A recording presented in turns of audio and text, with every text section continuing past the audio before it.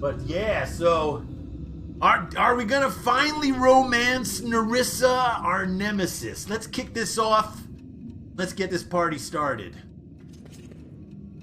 So here's the Horn Hunter. We remember him from his antics in the Varnhold DLC. The mistress punished me for failing to deal with you. And look, her favorites, the Gnurly Witch and the Wriggling Man, have also failed.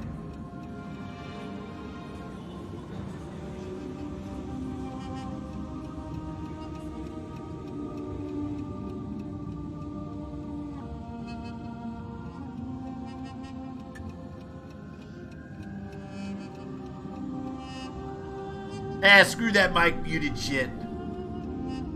I get bad urges to try new builds. I know, I can totally understand. So it's like me in modding when I was modding Skyrim, right? You're always like doing new stuff and building new stuff. I totally get that. Right? Totally get it. Alright, so the Horn Hunter, the mistress punished me for failing to deal with you. Yeah, it's because you're a loser. If you stop attacking me, I won't hurt you. Neutral evil. Kill the Horned Hunter. Oh man, we never tried that option. Think not of me. Did I not tell you that the shadows behind your back is always heard, and the sound of footsteps in the dark always heard? Turn around. Nope. My hound.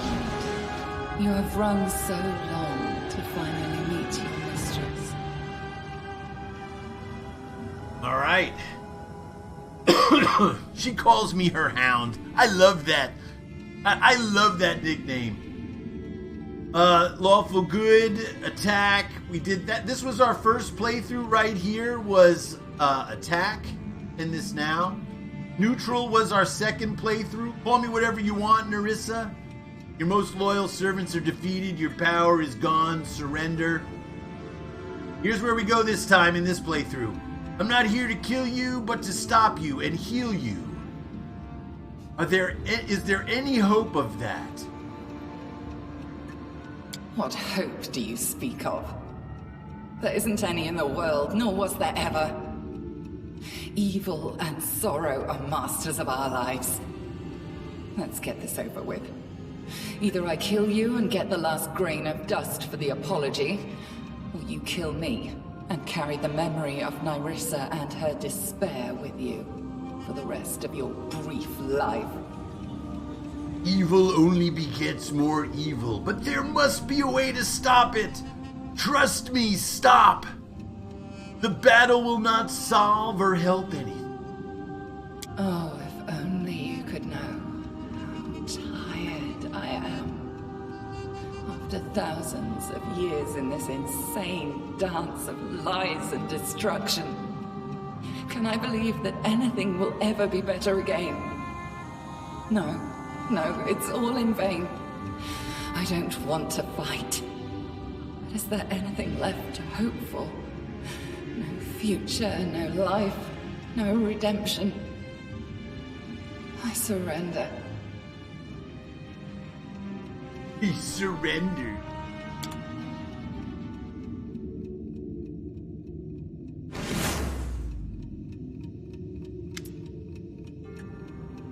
Everything around shudders with the screams of 1,000 voices, soundless but trembling. Watch the tiny dot of light, a grain appear above the apology. My kingdom, my own kingdom, turn to dust. Become the 1,000th grain for the apology.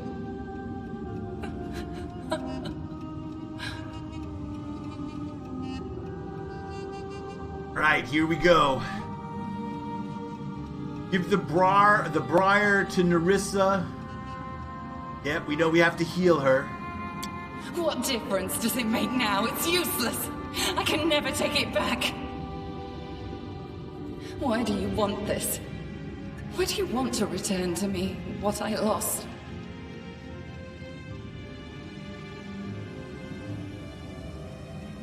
I love you, baby. Because I care about you.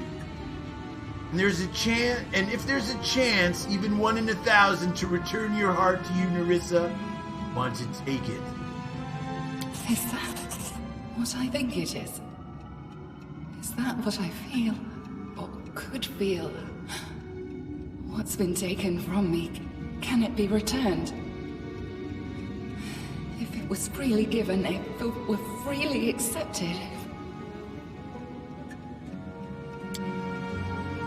What is it? Why does it hurt so much? Why? What is she doing? Oh Do you my. understand? I see it. The pestilence that devoured my beautiful dominion. My dear sisters, friends, neighbors. And all the thousands of creatures it touched. Was it a plague? Poison? No. No. It was me. Alright, we are chaotic good. I don't blame you, baby. As a part of your soul, has been taken, and evil flooded in to fill the gap. I knew I could fix it, and I did. You've given so much to one who absolutely tormented you since your first meeting.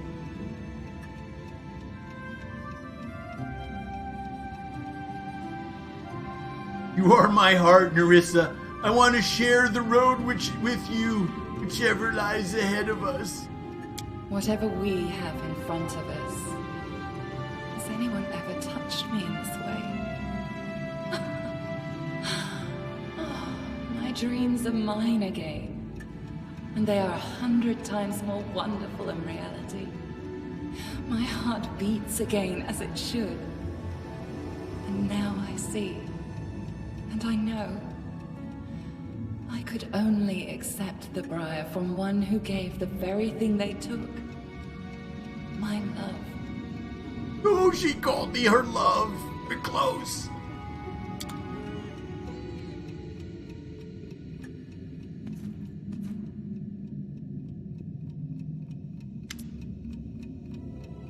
Oh, brother.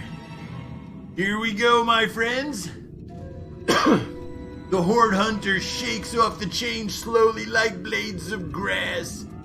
Moves towards you, his movements are strangely powerful. You've truly upset me, King of the Sandcastle. So much that I find no joy in playing the masquerade anymore. Are you ready to look under the mask? Who are you, asshole? I am a voice from another world that you've heard since you first set foot on the Stolen Lands. A harbinger of doom and change. I am dust and echo, a memory of the past. I am the one who revealed to you the truth about the fallen goddess, who gave you the light capable of dispersing mist. I am the one who began this story, and I am the one who will end it. I am the eldest of the First World. I am the Lantern King. Ooh, you make my scrotum feel nice and cozy. You stoop to taking a role at your own theater. How petty of you, eldest. To drink without quenching thirst. To climb a mountain that has no peak. I staged the performance and you left it without a finale. You took away Nyrissa, my precious toy, carefully crafted of despair and wrath. I could reduce you to dust, revive you, and turn you to dust once more, here and now. But the universe abhors an elegance. So instead I shall repay you with your own coin.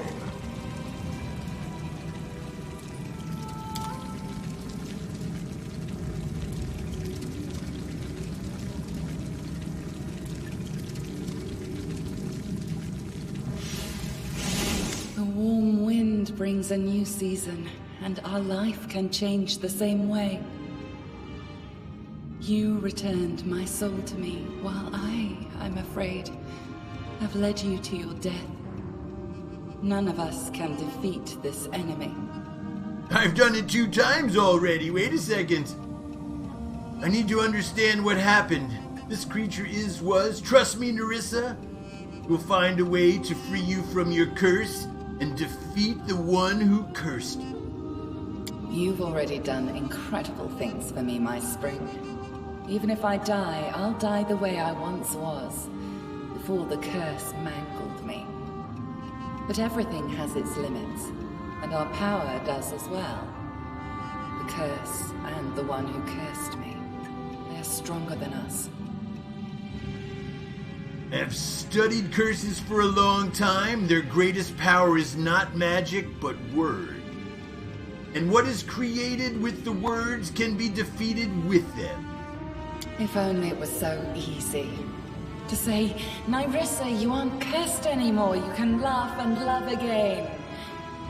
Your connection to the first world is alive and well, and those who are precious to you never face death.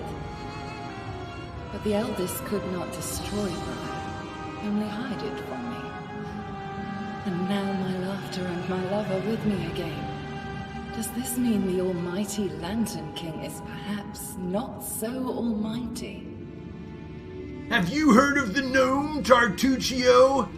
He was cursed, and after his death turned into a kobold named Tartuk. Later told me something amazing. What was meant to humiliate and break him had instead led him to build up the strength and find his way.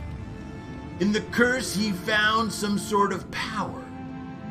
Oh, I recognize the hand of the Lantern King. If anyone could play such a joke on a poor gnome, it would be him.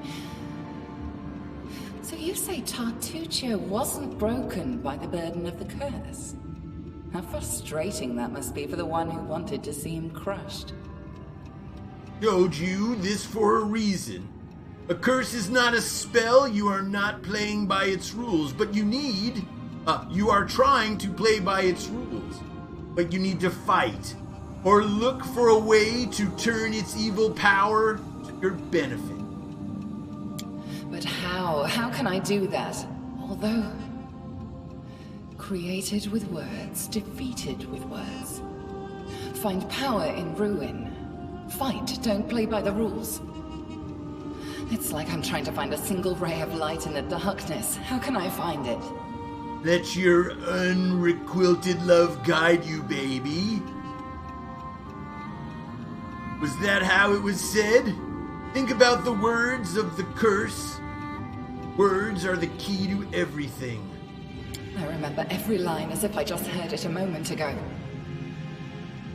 Can we turn his joke back on the Lantern King?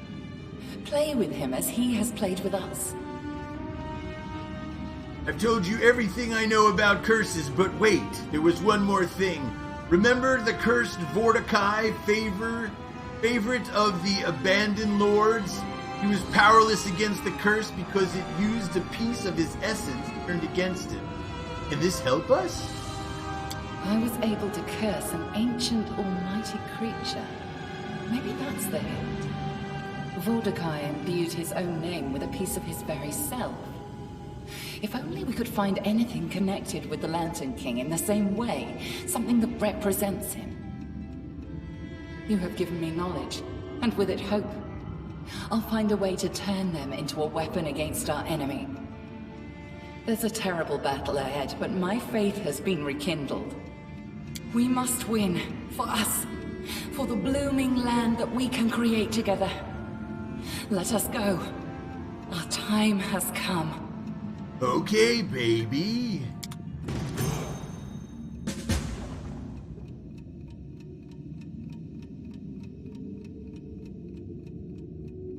If you wish to see your kingdom again, we need to hurry.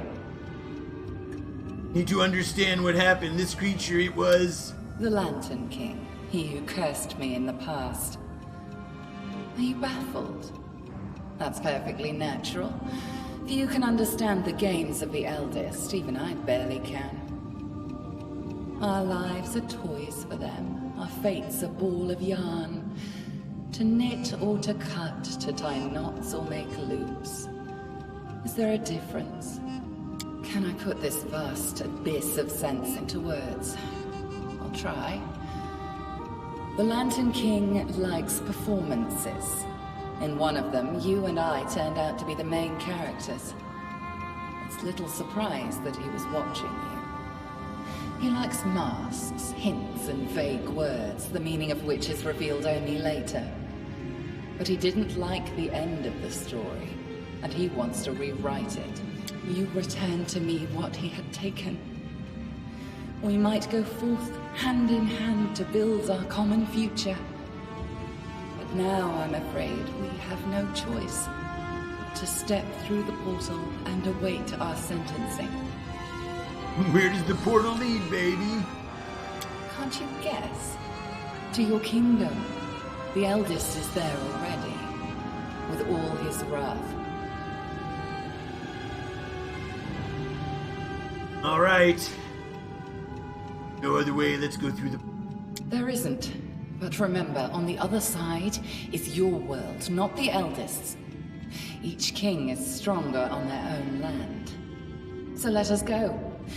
If we've any chance to conquer the unconquerable, it is there, beyond the portal.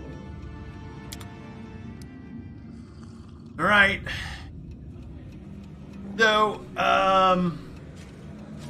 we still have not received the achievement. That kind of sucks. I go through these battles one more time, my friends.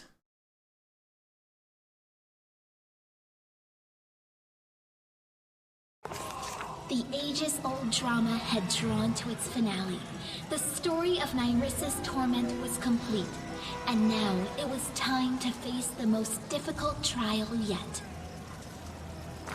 Defeating Nyrissa, we brought upon ourselves the anger of a creature much more ancient, powerful, and frightful.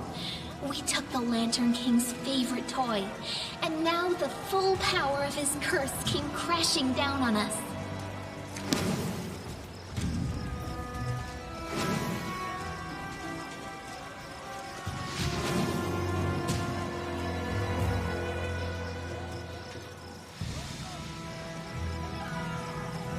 Something is wrong. We were supposed to leave the First World, but... my cup is broken. The blood and pain of 1,000 destroyed kingdoms are oozing from its pieces. I feel them. I do.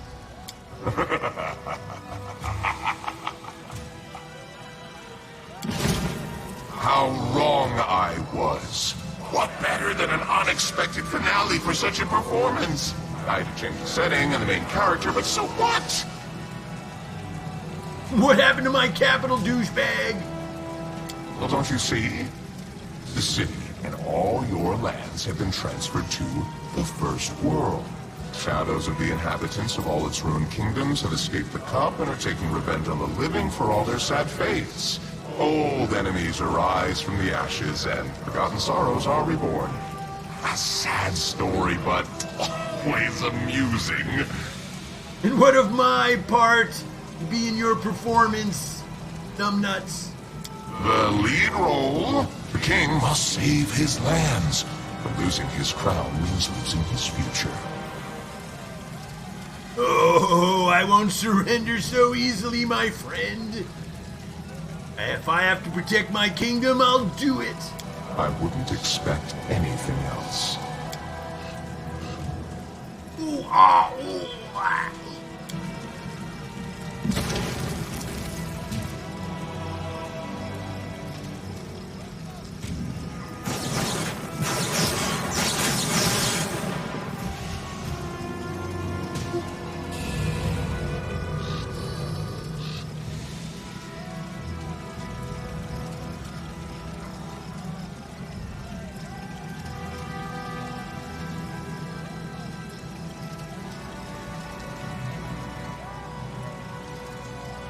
We're pierced by an electric shock. Shudders, convulsions shake our body to the soul. Seeds sown long time have sprung. Do you remember an insane old man on the road from Oleg's trading post? Our first encounter? I told you back then, once stolen, the land should be reclaimed. Once reclaimed, bound with the claimer shall it be. Bound, merged, joined by unbreakable ties. Claiming the land, claiming its pain, claiming its death. A curse for the future king.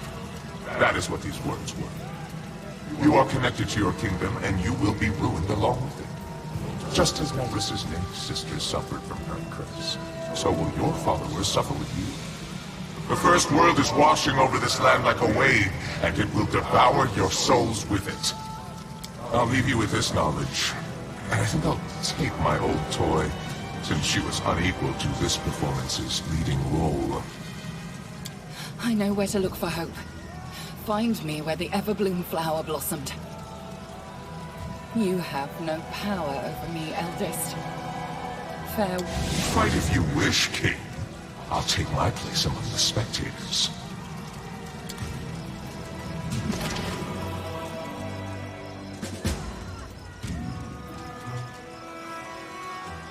Oh shit, man! We have a new quest! Oh my lord, this is awesome! The cursed king, so shall you reap. Nyrissa abandoned us while escaping from the Lantern King, but apparently she did this for a reason. Seemed to have come up with a way to fight back against the eldest who cursed both her and the king. Nyrissa told us to find her where the ever flower bloomed. Our path takes us to the portal back to Eden. Oh shit, my friends. Alright, so we've been to the post, we've been to Varnold, we've been to Rosslyn Borderlands, we've been to Patax, been to Lamashitu. We have not been to the whitish portal leading to the ever-blooming flower cradle. So I think this is the new part of the quest, my friends. Let's see if we can win the day. Nyrissa seems more fragile than she used to be, and more determined. She doesn't turn around, but apparently senses your approach, strengthens her shoulders, and breaks her silence. Will the eldest hear me out? Oh, shit.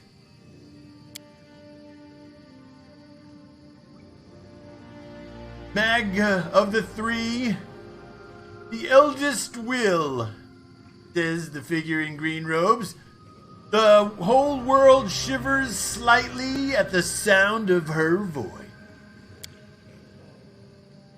It is worth it, replies the figure in gray-blue, who you recognize as Shaika. There is so much noise in the world, why? We have to listen to this pathetic screech. Nyrissa looks back at you as if urging for support and keeps speaking with confidence. Why are you here then, the many? And why did you come to my house? Perhaps this pathetic screech interests you in some way? That's what I'm talking about right there. You wanted to become one of the eldest, girl. But you seem to barely understand what we are and what drives us. But enough, since you are here. Shaika turns her head slightly towards you. Oh man, we passed the lore check, my friends. Make it rain. Shaika, Magdath, and the Lost Prince, the eldest of time, fate, and solitude. A truly amusing company has gathered here. Clever child, we remain gratified by dwellers of the material plane. Shaika turns around to the dark-haired eldest. What do you say, Prince? Aren't our guests from Galorin the most amusing creatures? Have come out of your tower and visited these lands. Might even conducted the next consequent debate.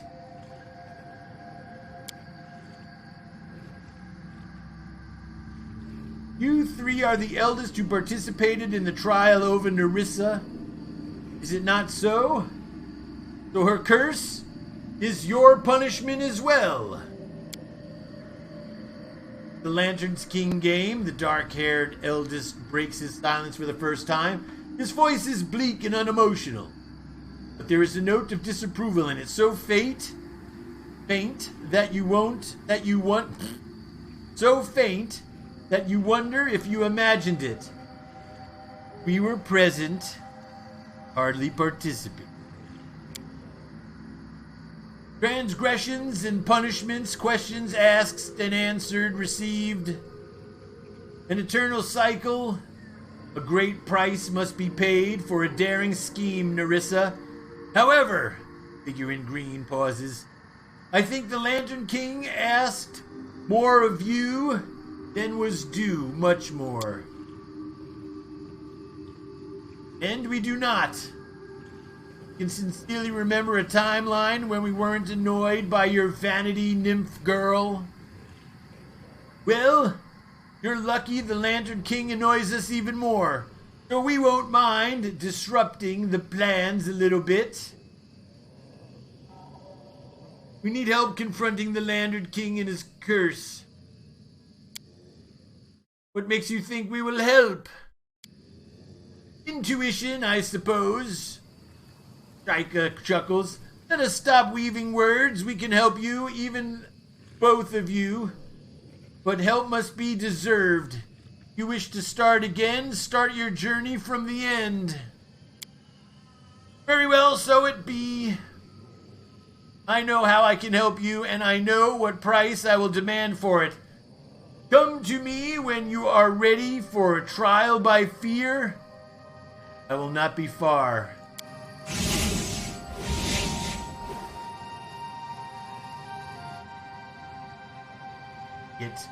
Nyrissa looks at you with sad blue eyes. It's always difficult to deal with the higher powers. They toy with us, but without their help, we wouldn't have had a chance against the Lantern King. Let's talk to all three of them and find out what they want.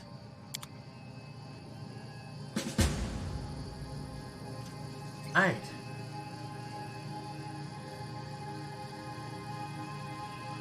Peter Punk says in chat, Euther, have I ever asked how old you are? I don't think you have, Peter.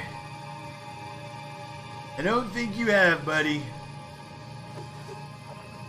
Lost Prince remains.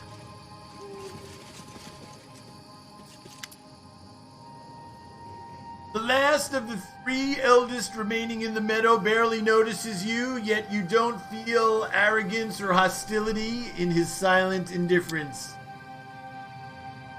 The Lost Prince is the eldest of forgotten things, sadness, and solitude. Leaves his tower only very rarely and meddles in the affairs of other eldest more rarely still. All the more interest why he is here, obviously. He has some reason. Euther says, I'd like to know more about you, eldest. I'm known as the Lost Prince. Lost Prince, Lost King. We have something in common, don't we? I'm not from the first world. I am now as far from my home as you are from yours. Prince stops, as if even this short speech is exhausting him. I'm sorry if I do not entirely satisfy your curiosity. This is not the ask I seek to succeed in. You were silent when we asked if the eldest would help us. The prince shrugs slightly. Serious conversation abhors crowds. As for your request, excuse me.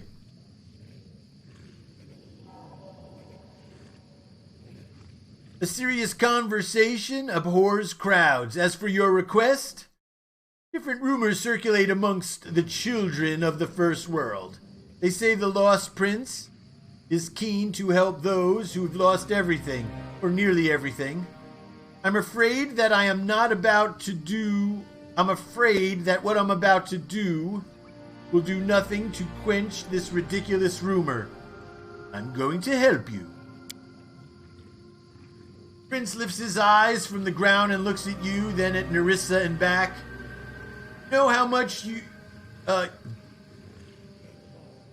You must know how much...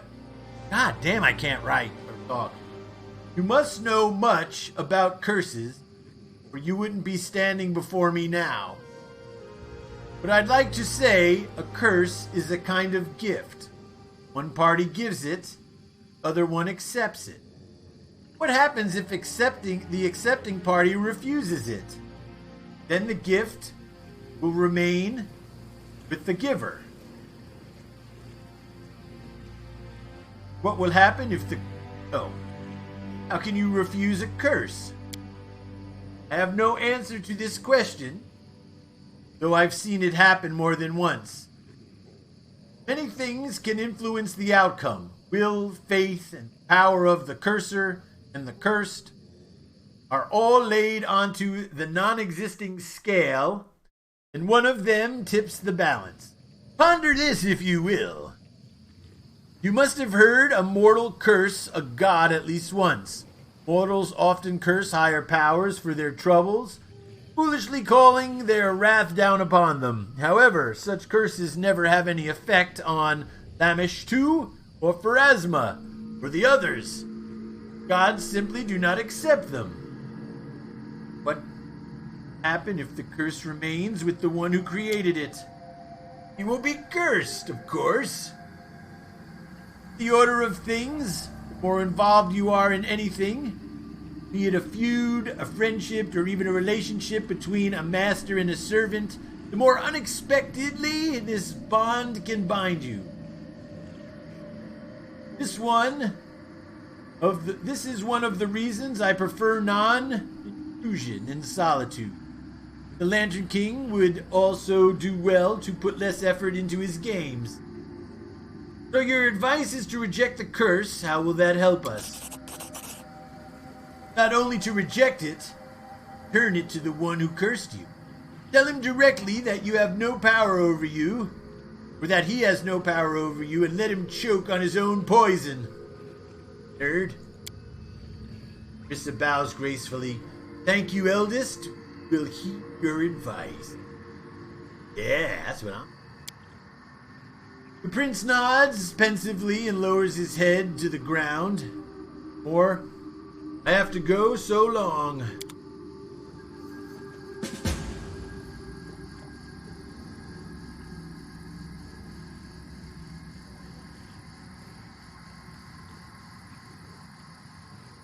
Alright, back to Peter Punk in chat.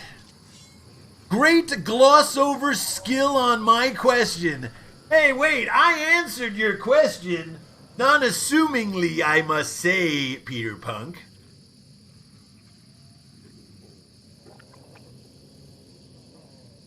Right. The end draws near.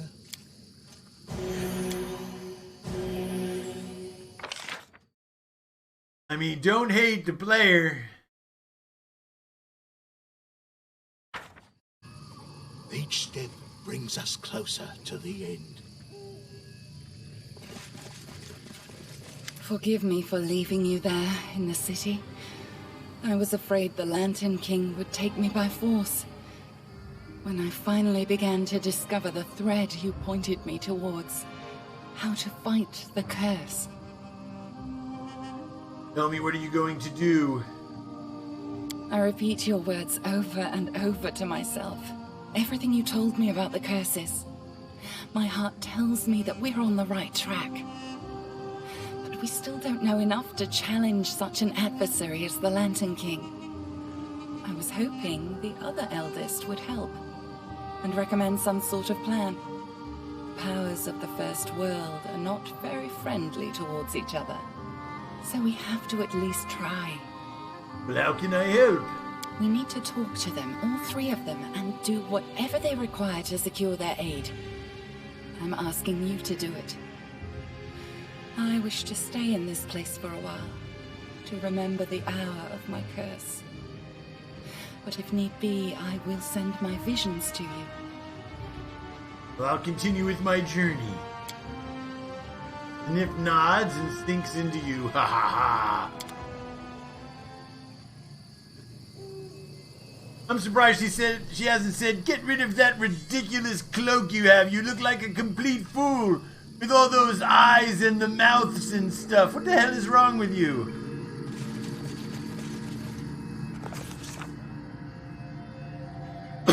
All right.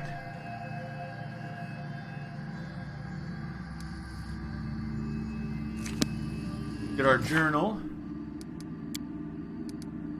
Shaka, the eldest of time, seems happy to help us fight Cursed Sowing Lantern King. There are certain conditions. Let's find out what they are and try to meet them. Complete Magus tab. Magus, the eldest of various complexities, personal interest in all this, agreed to help us. She asked us to complete a task. Let's get the details and move out.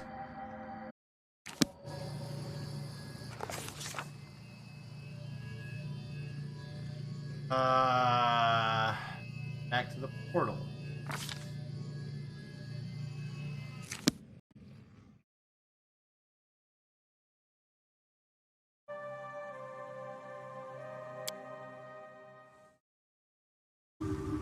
Alright, so we took care of that, but we still are in a bind.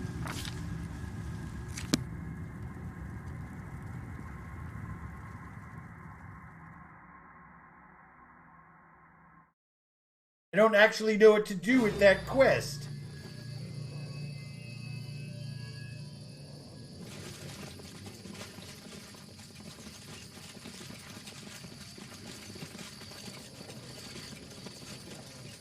Who will prevail? Does it matter?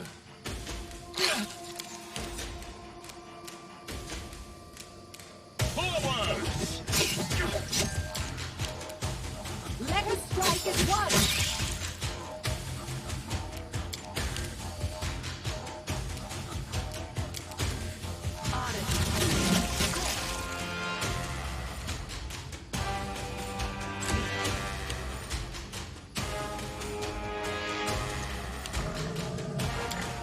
Alright, there's a lot of things here.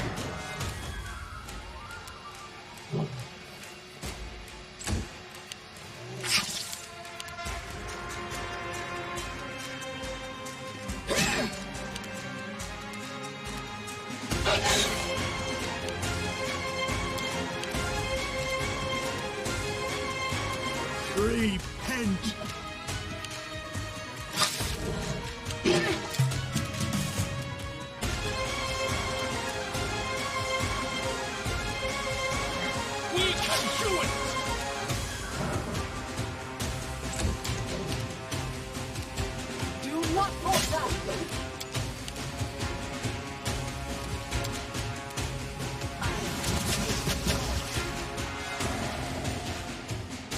Missed everything else, but that one worked. Great.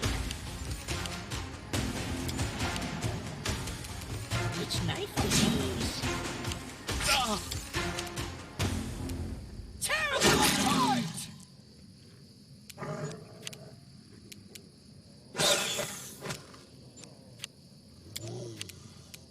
Your life ebbs low.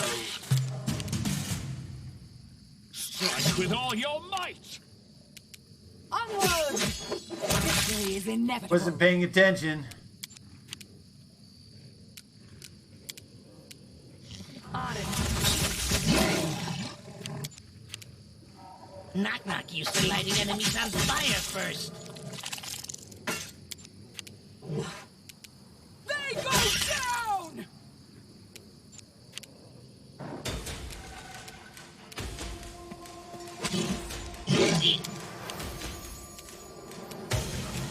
What a waste! We won't falter!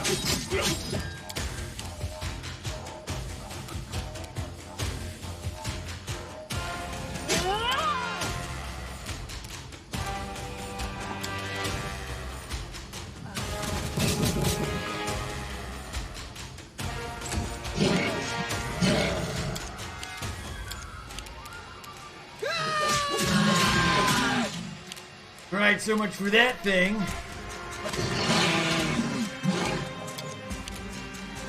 Become as dust.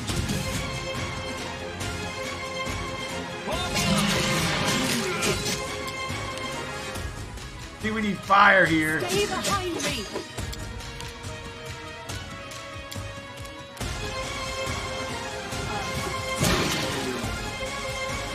Yep. Be easy. Fight back.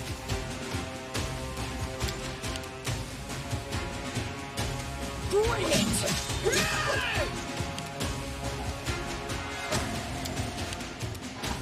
Repent.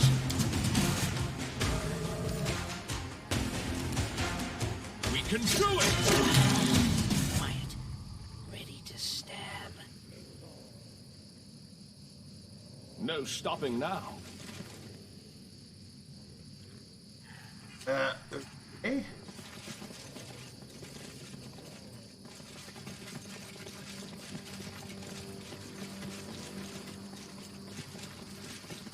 Onwards.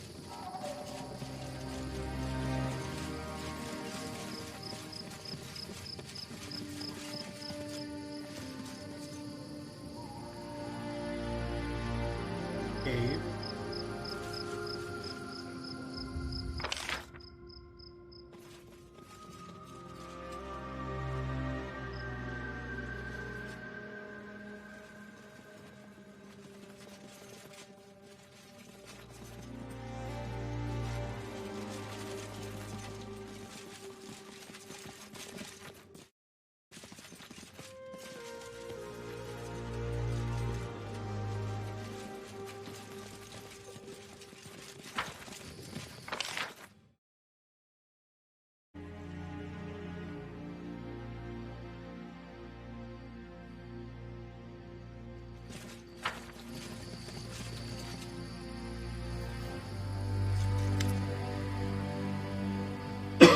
All right, the eldest stands near the edge of the water, watching the circles on the surface, dashing waves against the shore and the shadowy currents in the depths.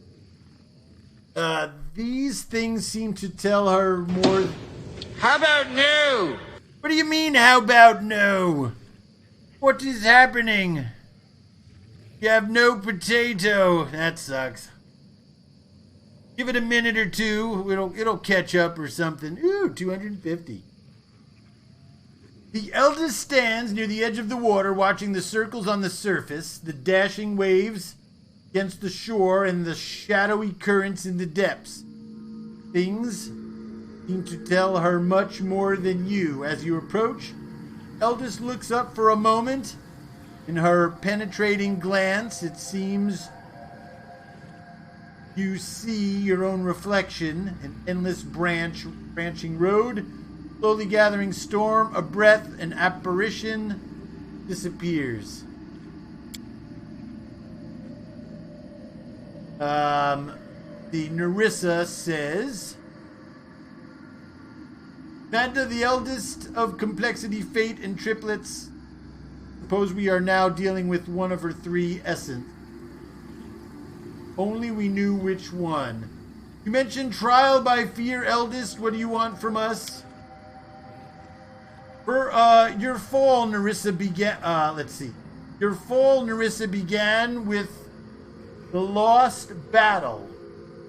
Thane Jabberwock overthrew self-proclaimed queen and brought her to the trial of the Lantern King. That is why I'm telling you, destroy the monster. The sloop must be closed.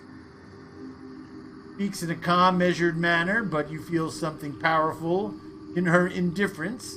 Her knowledge of everything that has happened and will soon happen, and her understanding of the fundamental nature of things. Return when you have completed the task. I will give you something priceless.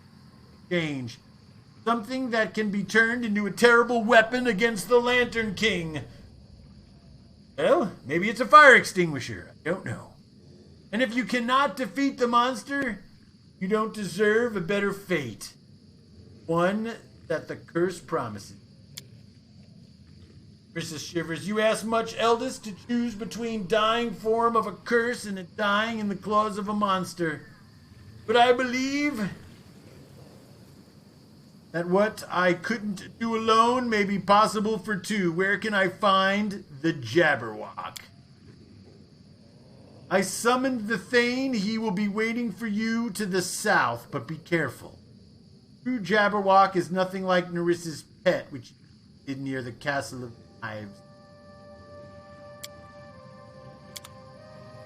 Oh. Make a save right there. South, huh?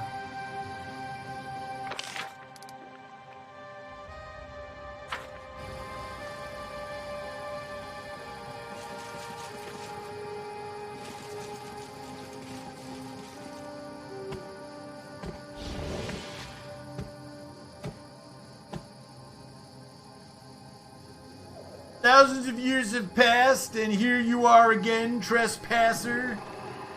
You are wrong, mighty Thane. I've learnt much, and I will prove it to you now. I guess some just don't learn their lesson. I lost this battle once because I was alone, but it's different now, and it's going to be different. You will not bow to the Lantern King. Ice.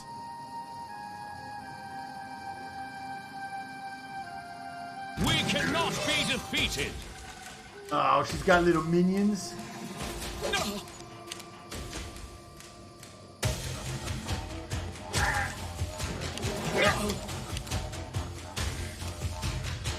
Come here, Bats. Not gonna stab you. Which knife to use?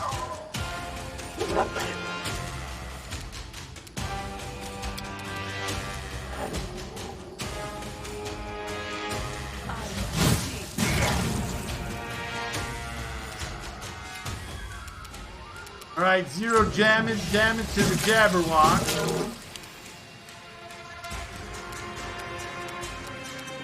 Tear them apart!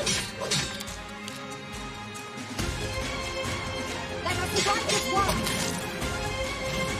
One down. Knife time!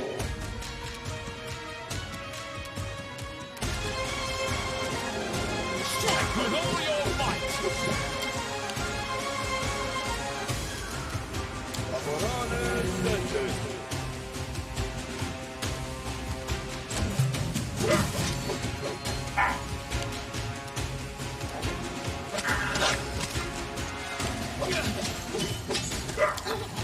Damn, he's hitting hard.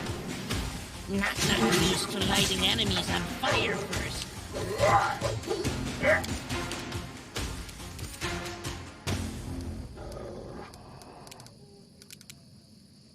Why do I have no haste spells left? That's bogus.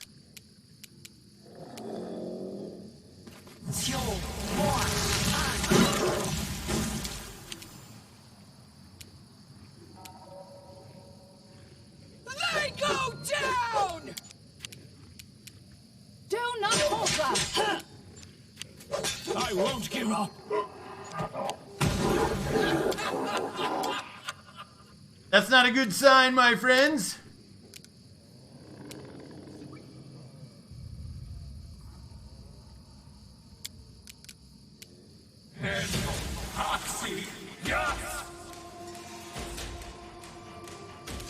Why did I lose a scroll?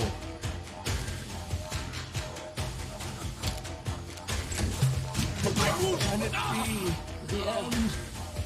That's bogus.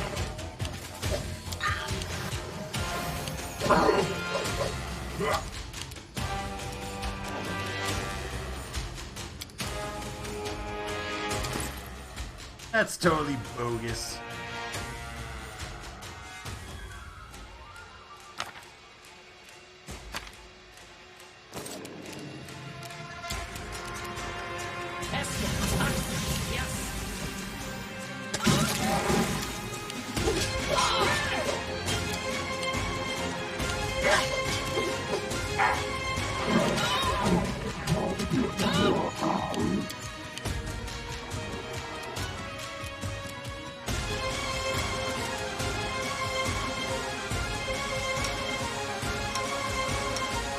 Why the hell can't I cast that fucking thing? I don't understand why I can't cast that. That's so stupid.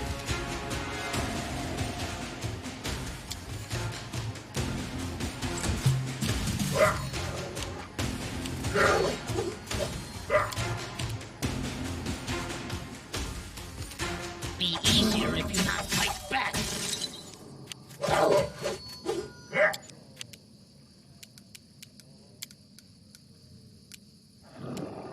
I've tried to heal him like 3 times now.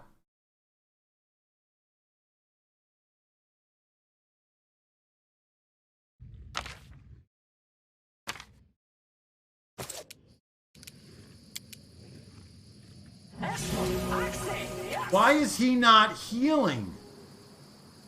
What the fuck is going on with this guy?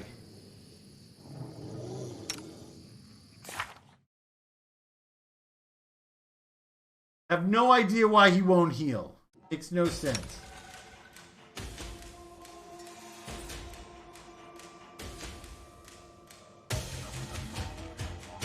No fucking...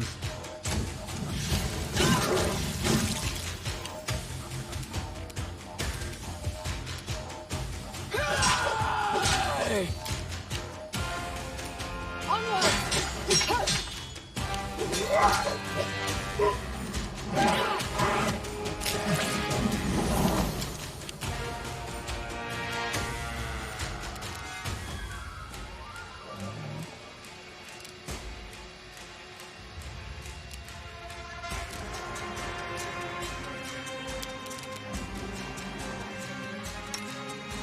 I don't fucking see anything that's happening.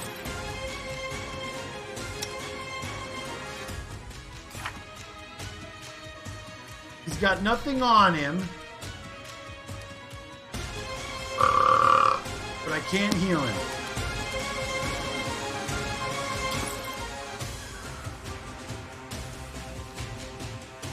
Don't get it.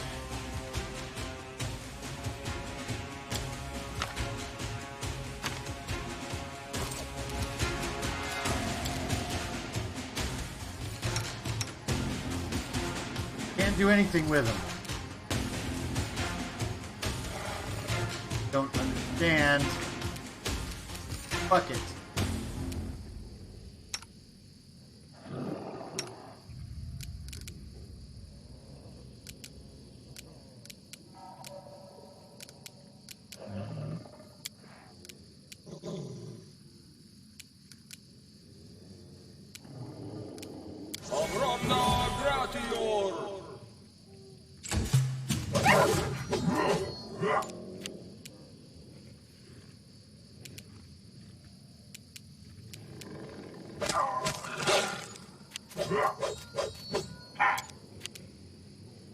Come here, Bat. Not gonna stab you.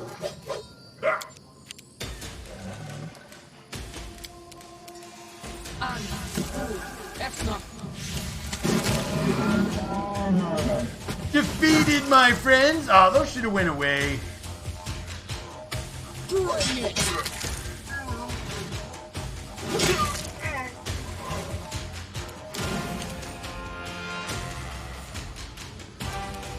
Stay behind me! We won't falter.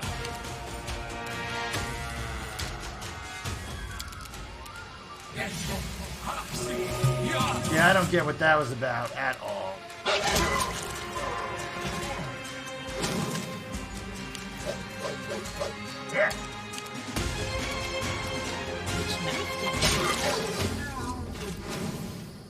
It's over! The beast that overthrew me lies beneath our feet. Come now, my spring! The elder waits. Patience.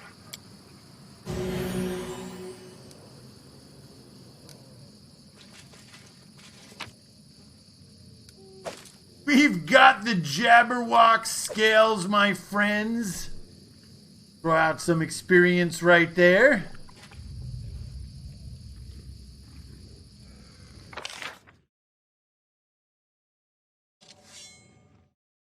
Get over here.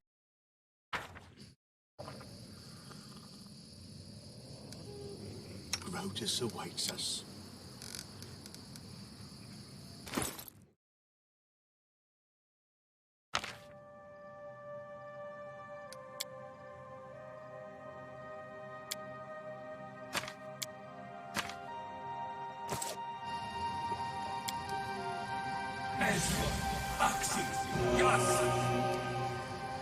Alright, we'll save that.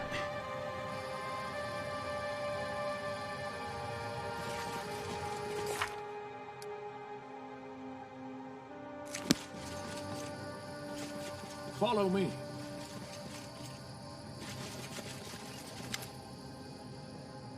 The eldest stands near the edge. The Jabberwock has been defeated, eldest. It is well, the echo of the long dew killed. I promised you a reward. Throws her hands up in the air, and a crimson gold radiance kindles between them. A moment later, it forms the shape of a glimmering mask, which looks like the one you saw on the face of the Lantern King. The mask hangs still in the air, its shape frozen, as befit a mask. And yet, can't shake the feeling. There's a watchful, sorrowful, piercing stare behind the empty eyelids. Looks the look of a living creature. You must guess what it is. The Lantern King loves masks. Since ancient times, he's wandered the plains, assuming the form of the most unique and unusual creatures. But his own masks are something more. Them holds a fraction of his essence. He made this mask long ago when he was young, as well as was all the first world. And, as with many early creations, its author disapproved of it. It portrayed too much compassion, quality that annoyed a young demigod. The Lantern King threw out the mask and forgot about it, thinking it vanished without a trace. But he wasn't the only eldest susceptible to the vice of youth. Curiously, curiosity was my vice. I found the mask and preserved it, hiding it from everyone. And today, I'm giving you this ancient treasure. Come, Nyrissa. Suffered the first blow. You should be given a chance to strike back. My job here is done. Farewell. We've received more than I could have hoped for. Remember when we spoke to Vortikai? He put a part of his essence into his own name, and the Lantern King put a fraction of himself into his mask. It is similar to what he did to me, taking part of my soul and turning it into Briar. Lantern King is much more vulnerable now that we have a grain of his essence. I will find a way to take advantage of this. Complete her task.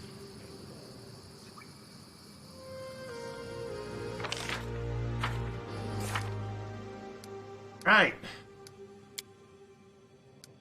Lost Prince.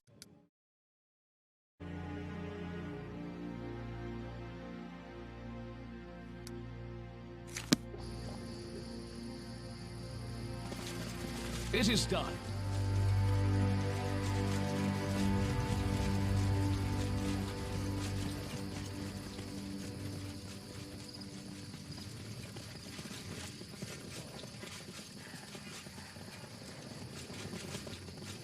No stopping now.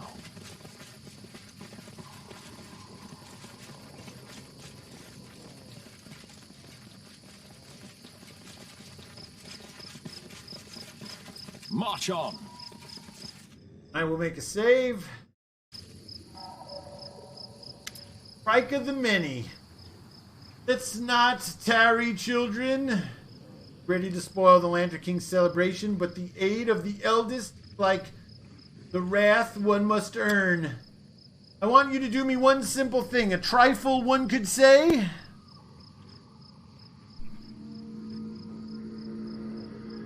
You must go back in time from the Asturi to the source. From the end to the beginning, you have both traveled this way once. It won't be so hard to do it again. And in the opposite direction. We'll even help you by pointing out the start. The flower's end. Move to the beginning. Oh,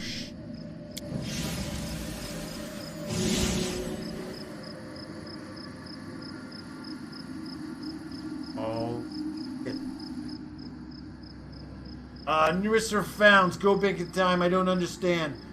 Nyrissa loves riddles, and I solved one in this very spot. The final step was waking the wrath of the ever-blooming flower. Once the Lantern King told me of a story through a riddle. I think Shrika expects that we look at our mistakes rather than demonstrating our attention. Oh, man. I'm a winner. Oh, I see. So it's not just about the task or riddle. Once I heard the many call of the past a beast, capable of devouring a soul. Now they want me to look this monster in the eye. Here I vow that no one will ever see my tears again. Here I planted a seed of wrath that grew 1,000 deaths. Well, hear my new vow, the first of the worlds. Wrath has no more power over me. If I do turn into a weapon, it will be against the one who cursed me. Condemn me with such an evil fate.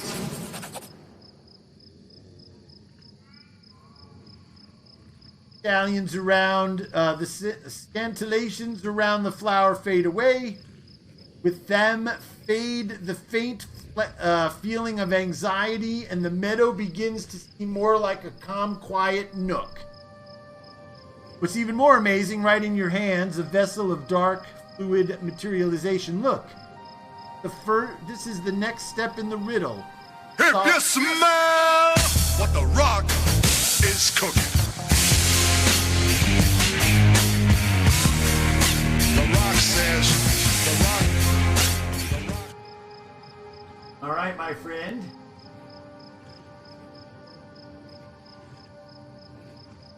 I see that.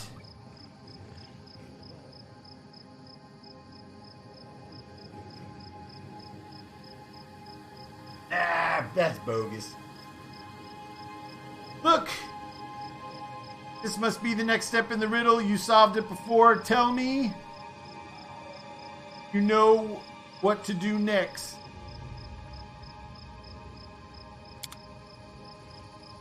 Oh, I remember this. Solving the riddle was acquiring a vessel with poisoned water.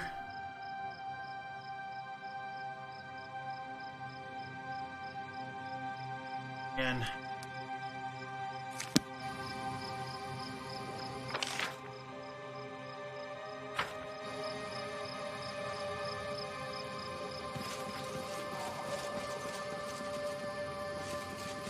onwards.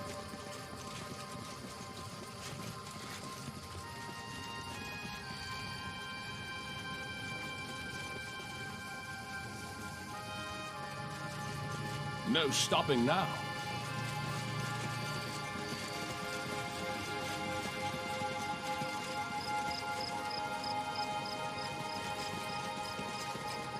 It is done.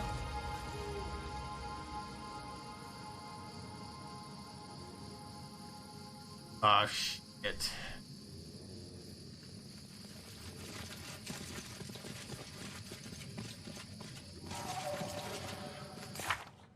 Man, what the hell do I do next? Ow!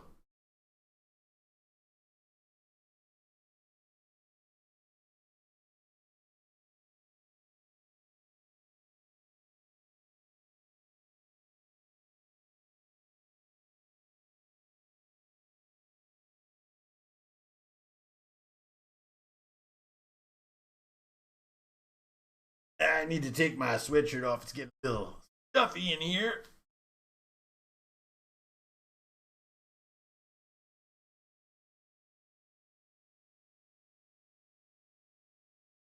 right.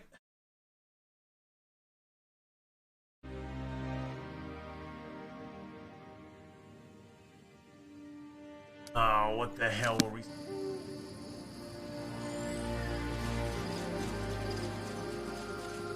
Remember Follow a me. pond.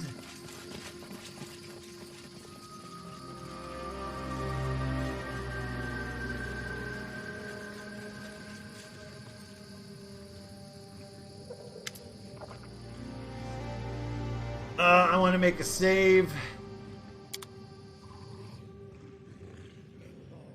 Supposed to do things in the reverse order.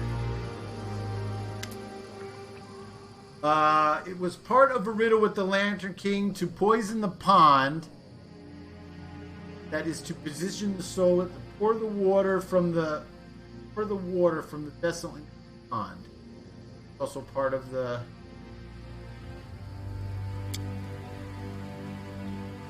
Surprised at how carefully the eldest watches me. How deeply into my soul he's looked. What did he hope to achieve? Just an elaborate performance. Riddles, just riddles. Alright. A soft smile. The treasure, the gift I received from you. Hope for the better, faith in the future, the more... okay. In response to your actions, Nymph's words in the water, moment then calms. Instead of burns, the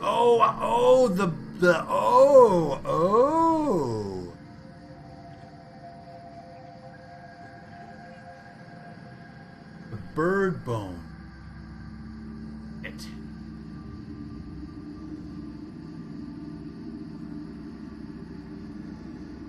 Got the bird bones, I think, from a rock.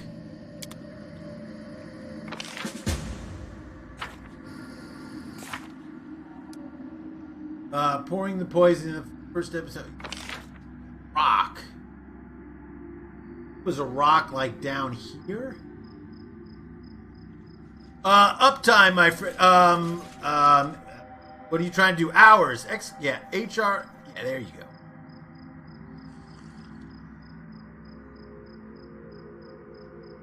A lot of hours. Like there was a rock or something down here. Onwards.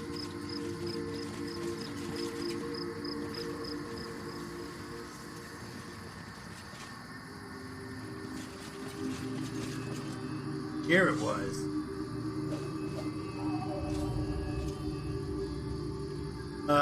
Slide by a side, blah, blah, blah. Put the bones on there. Here's the bird.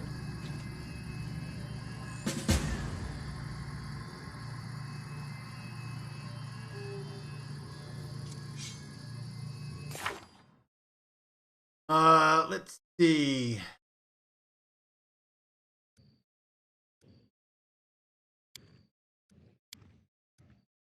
Living bird was reborn from the bones. You should share the discovery with Nyrissa so she can see action. Okay.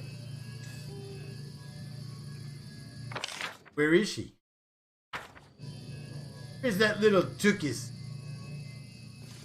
March on. We near our purpose. I want to believe all this wasn't in vain. Give the bird to Nyrissa. A bird. I recognize it. The songbirds of the thousand breaths were once famous throughout the entire first world. I haven't heard them sing for such a long time. Fly and sing. Light your wings. Fly and sing.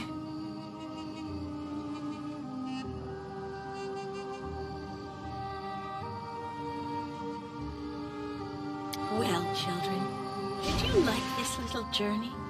The poisoned pond becomes clear and sparkling.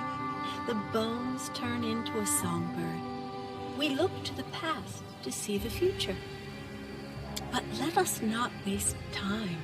You've planned something very daring. to turn his curse against our self-confident brother, the Lantern King. But we eldest have been cursed more than once, and more than 1,000 times. And, as you see, we are untroubled and unconvinced.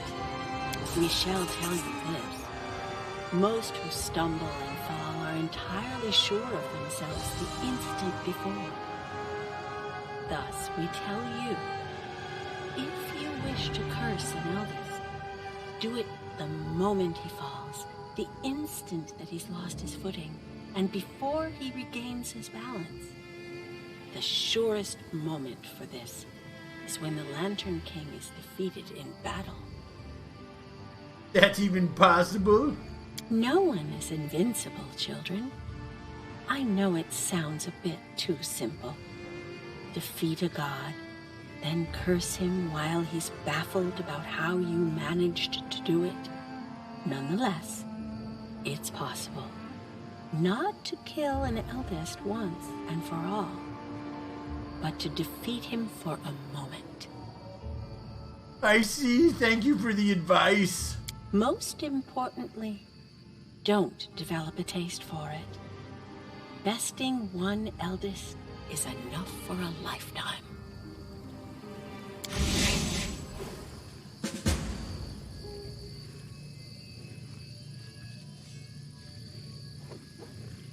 We near our purpose. I want to believe all this wasn't in vain.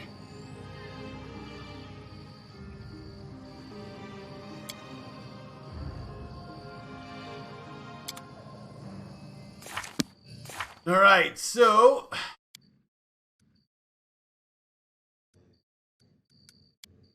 let's see. Talk to the Lost Prince. We've done that.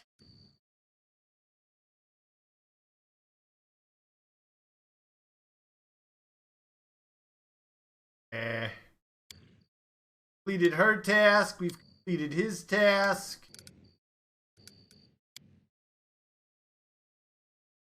One of the three eldest will meet in the first.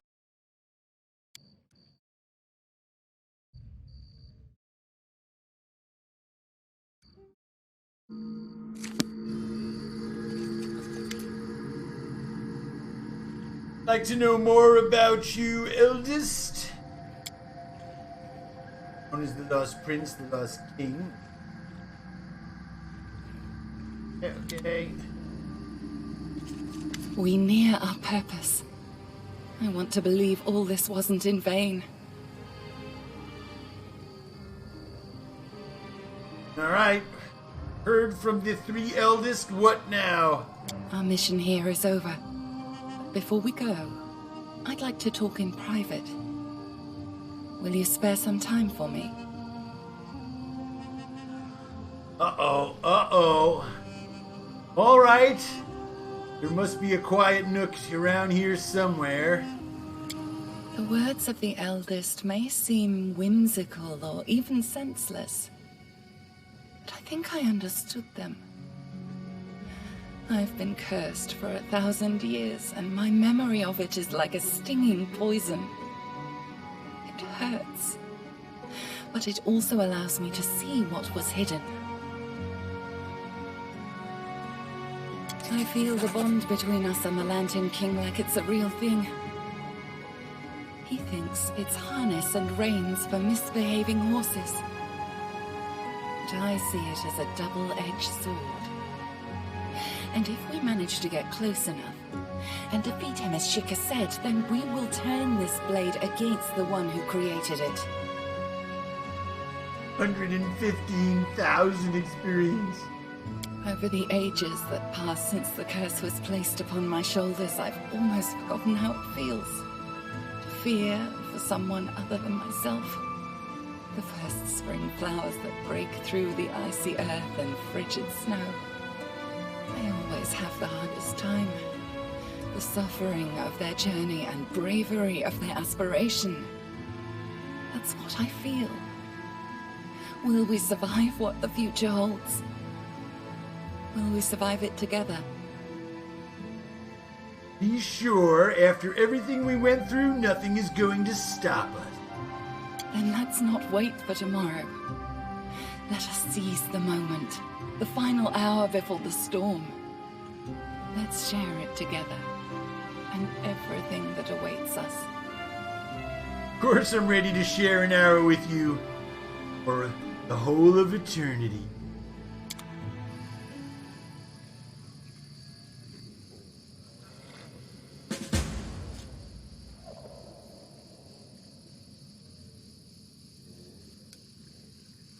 It is done.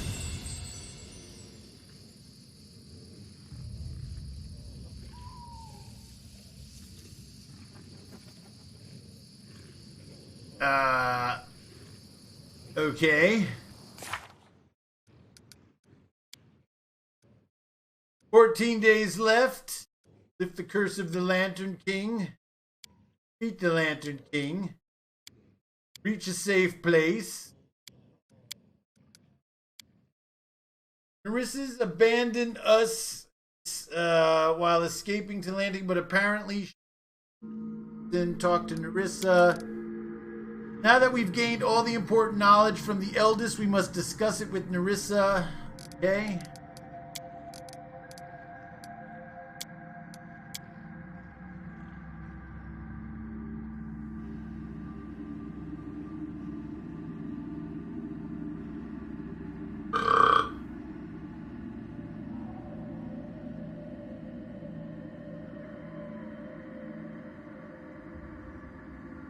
Alright, so I still did not get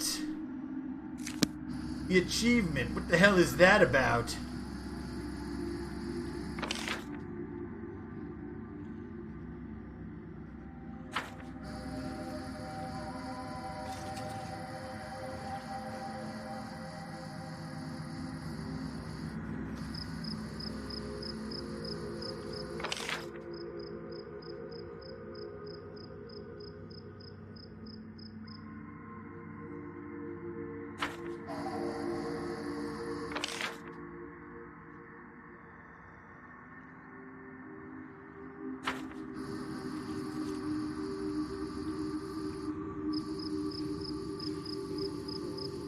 Follow me.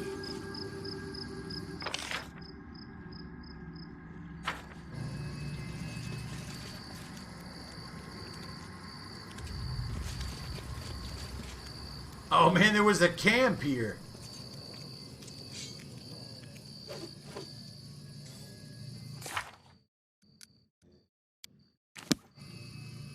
Onwards.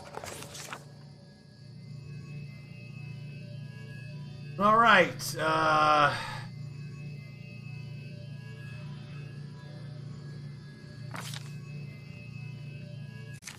Guess back to the capital.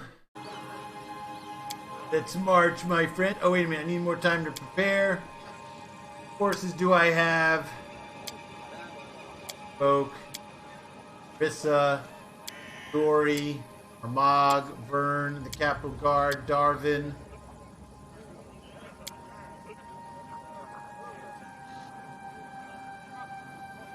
Faye, Oak, the nymph Nyrissa, the most unexpected and awaited ally, is ready to share with you all the risks of coming confrontation. Dory, Armagh, Varn, Capital Guard, Davern. All right, let's go. Very well, so be it. Our main forces will march now for the city. Your Highness and I shall go with them. We will attempt to engage most of the Apology Shadows and the Lantern King's minions. For me in the city if you need rest. Good luck, nerd.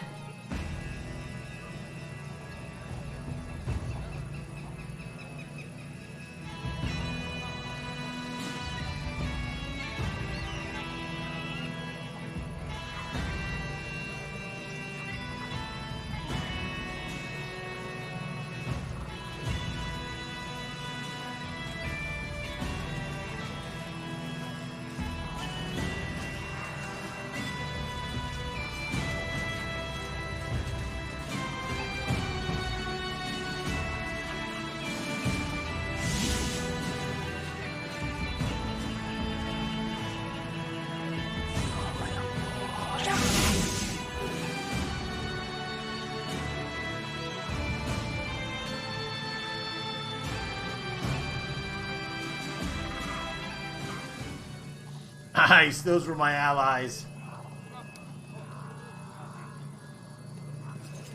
Hey, Chief. How are you feeling? I can't wait to stretch my legs a little.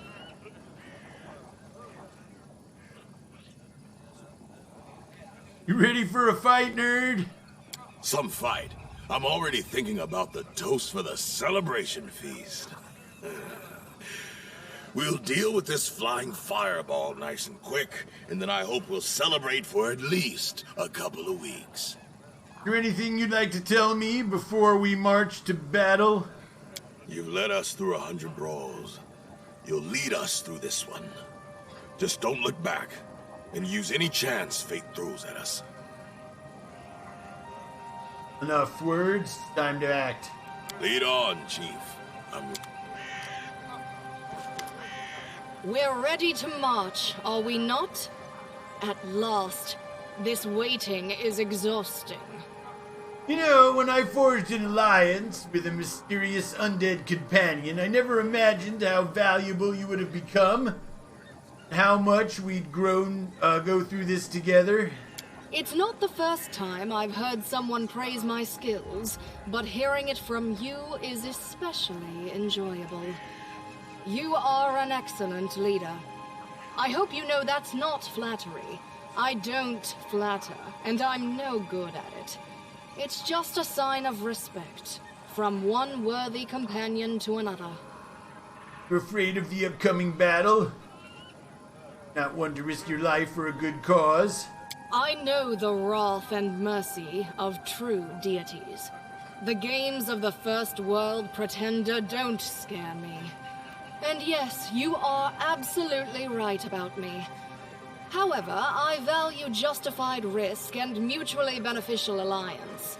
No serious goals can be achieved without them. Time. Point me to the goal. I'll handle the rest, one way or another. It's good that everything will be over. I have been so afraid that we wouldn't have the time to save you or this tormented kingdom. But now there's just a little further to go, and I believe we can make it. Thank you for supporting me all this time. Except the time where you stole something of mine, of course. You exaggerate. I don't think I offer so much support. But I am immensely happy that I can help you in any way I can. This land deserves peace, and all the more so, its ruler.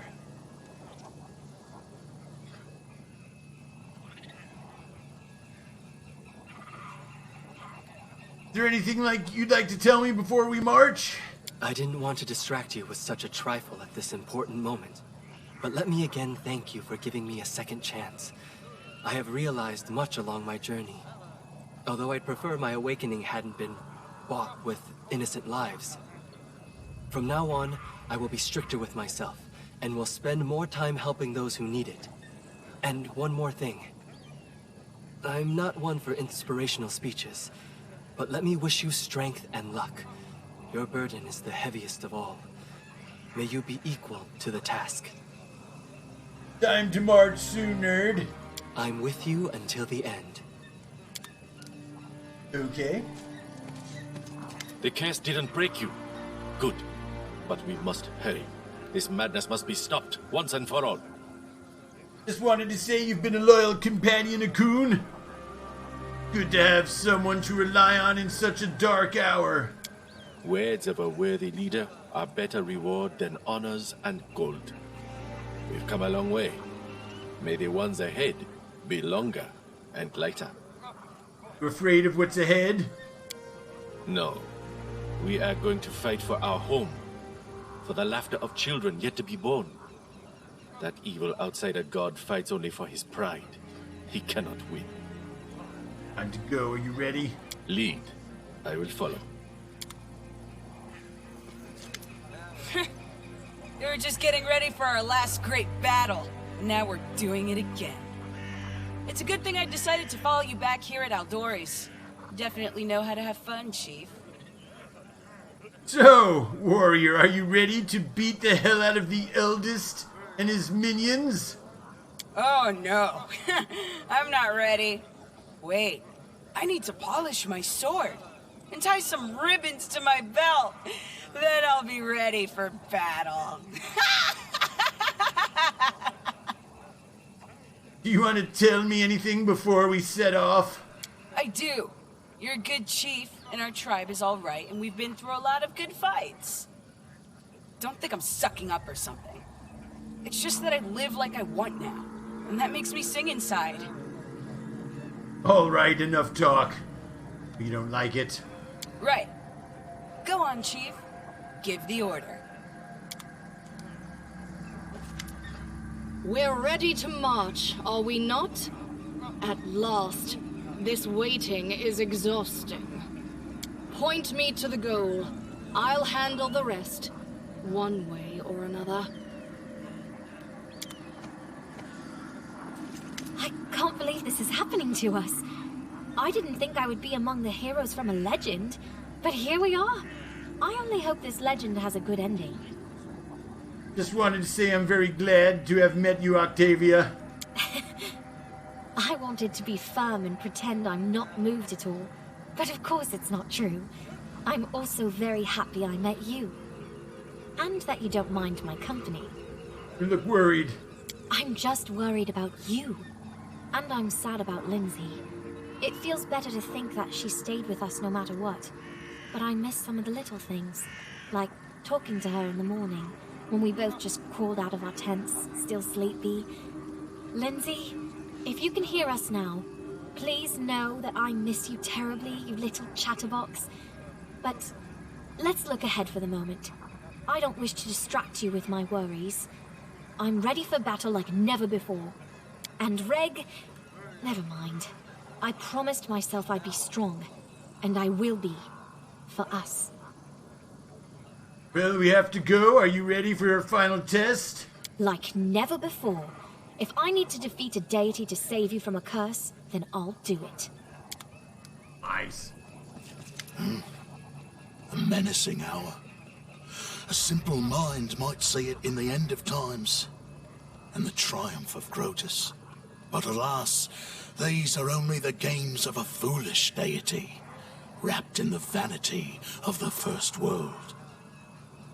I don't even know if this means anything to you, Harem, but I'm glad you are among my companions.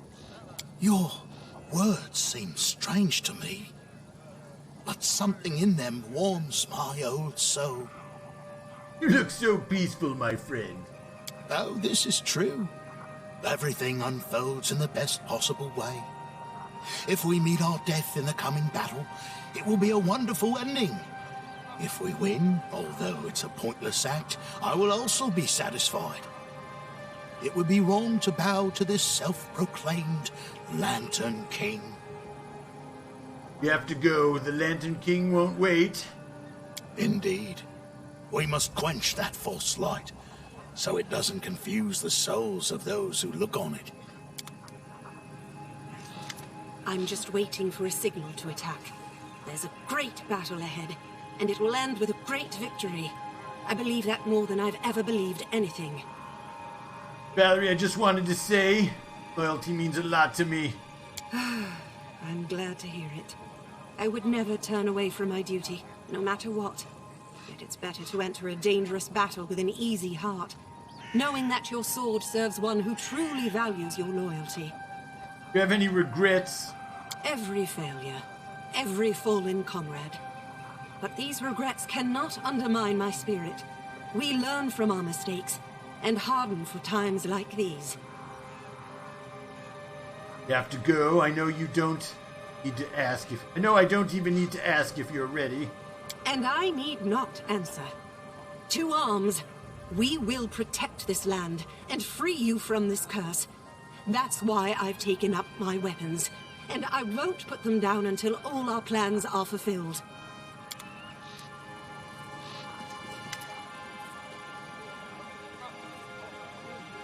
I'm glad we'll be together for the final battle.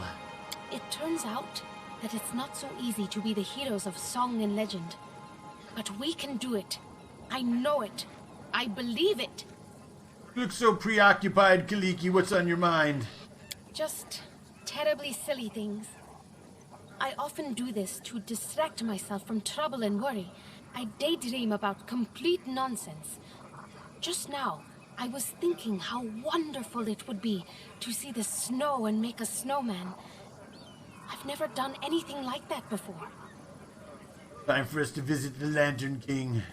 We'll do whatever it takes to recover what's been taken from us and save this miserable land.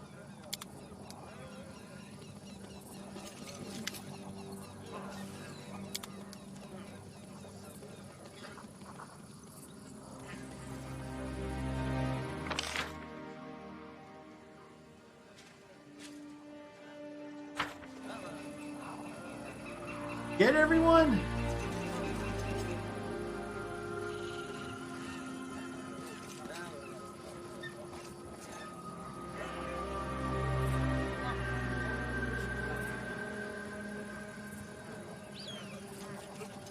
This a crazy road all way to end. Even crazier than how we meet. Now someone tries steal city of Knock Knock, king of jesters? Knock Knock say, we go jester thief to death. Thanks for standing by me, Nook Nook. You show more than how be hero. How be more true self. You teach Knock Knock how to jester. Use head, but not as club. Use to trick enemy. Turn laughter back to stab people. Knock Knock never had to be hero. You showed Knock Knock only had to be Knock Knock. Jester, not someone else. All the way from Goblin King to great confronting of Munguk, to finding tribe again, and, king, not king again. All led to being Jester. But need city back first, or Jester have no place to Jester. I'm ready if you are. Knock Knock not let you go alone. Besides, be fun. Knock Knock never stole a city back before. Be tell of Jester greater than any hero. The battle is ahead. I look around and I think, should we really have been so eager to get to the First World? I suppose it's time we ask that he leave our lands alone and take himself back where he comes from. Of course, you haven't always been easy to tolerate, but I'm glad we reached the end of this adventure together. Jubilost Narthropple, the most unbearable researcher of Galarian, at your service. We've seen a lot together. I hope you've said that for a reason, and the good memories outweigh the bad ones. Just a little bit. You have any regrets, my little friend? Of course! I never became the hero who saved the entire gnome race. I don't even know how I live with myself, knowing that I'm just a famous scientist who visited the First World, met one of its deities, and defeated another, assuming we win this battle. Well, it's time to get to work. You ask, as you put it, you be left alone. We'll ask them, all right. Who can say no to politeness and forcible explosive arguments?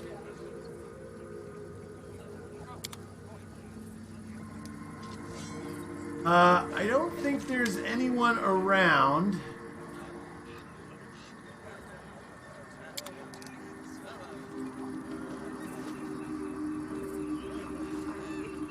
One left.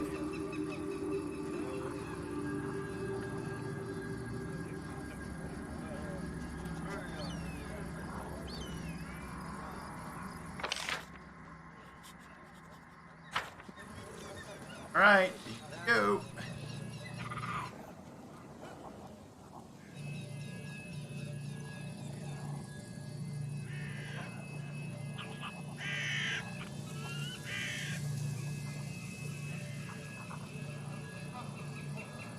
No stopping now.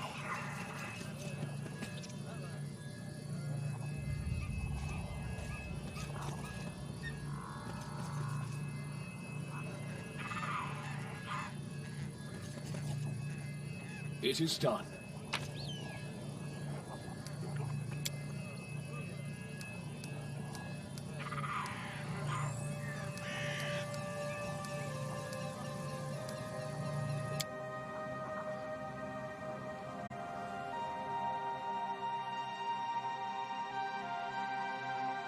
All right, my friends.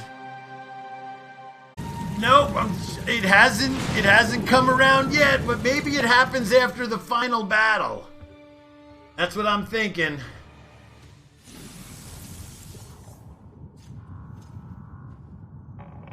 All right, nerds.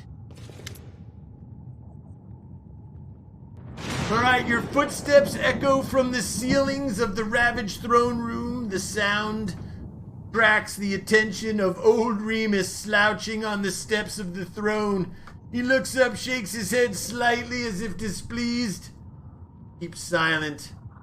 Nothing betrays the masks of a deity in this haunched man. My screen. Greetings, eldest.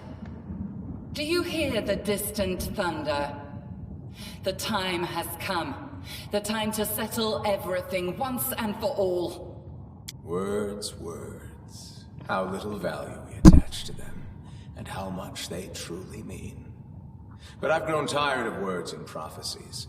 I no longer predict chaos and death. Instead, I will show them to you, myself. Oh yes, the time has come! The time of fate and curses!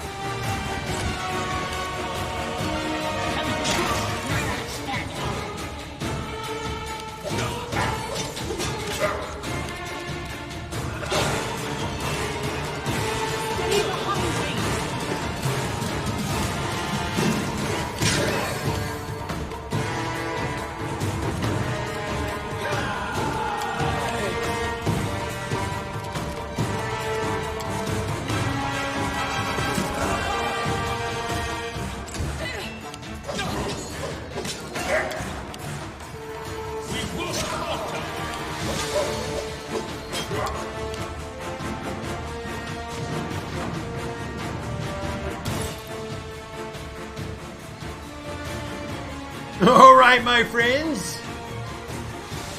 This is the time to blow your wads. This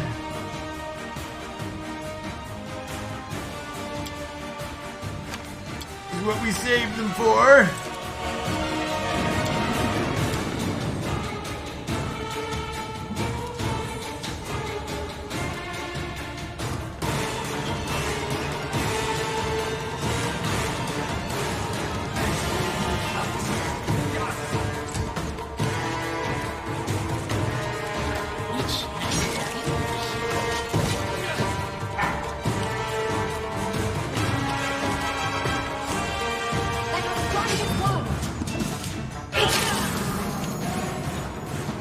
Man, what the hell was that?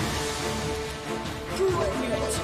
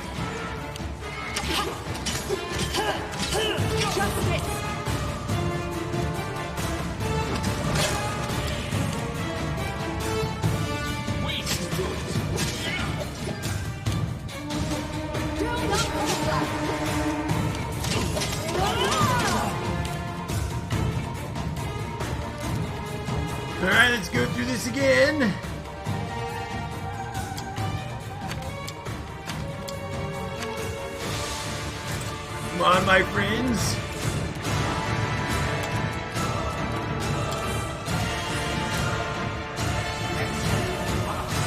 If we keep Euther alive.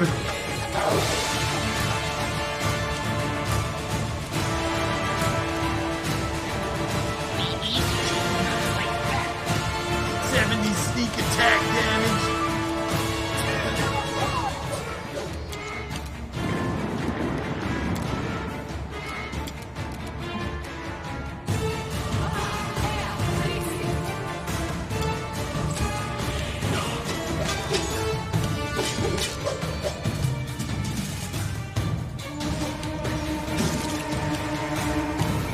You know, she hasn't done that much good damage.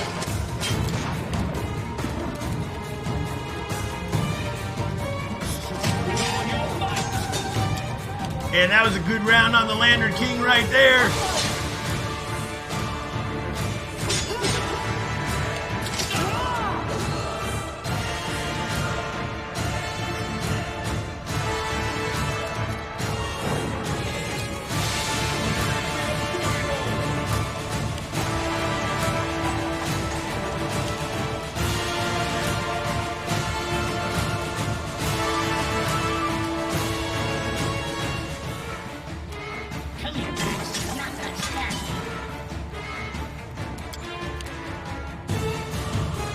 Where is that bastard?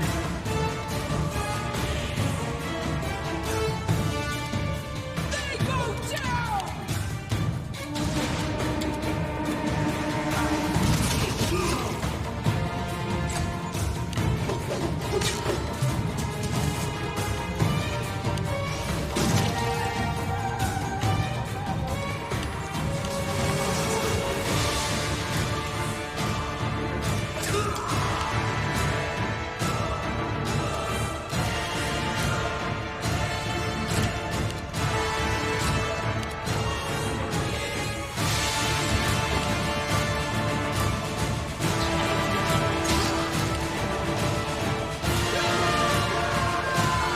Come on, nerd!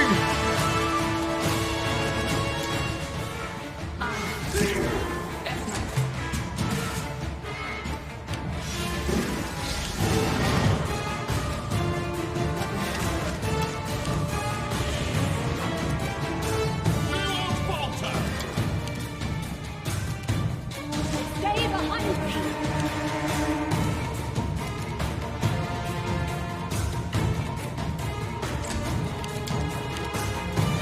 Bring it!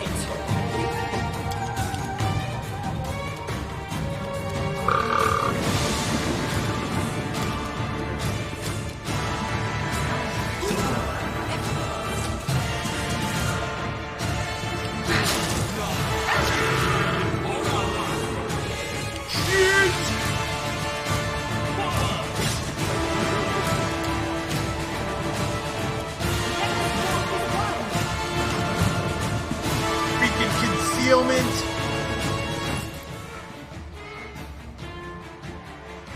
They have like sprinkled dust or some shit.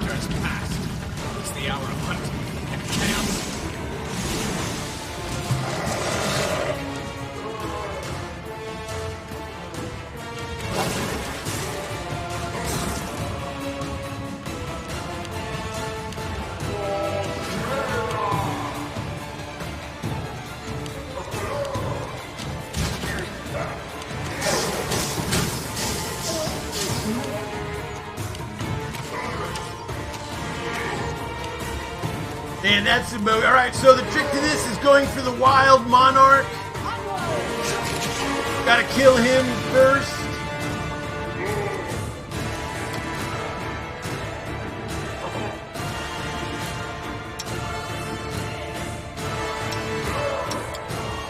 I have no idea why. Again, I have no idea why it won't let me cast on.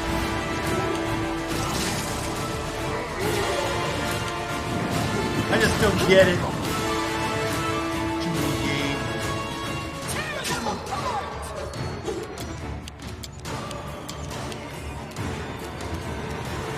Strike with all your might.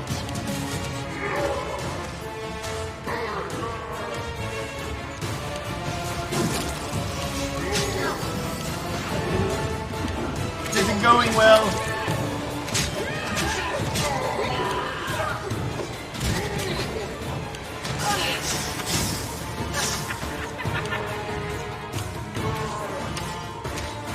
This isn't going well.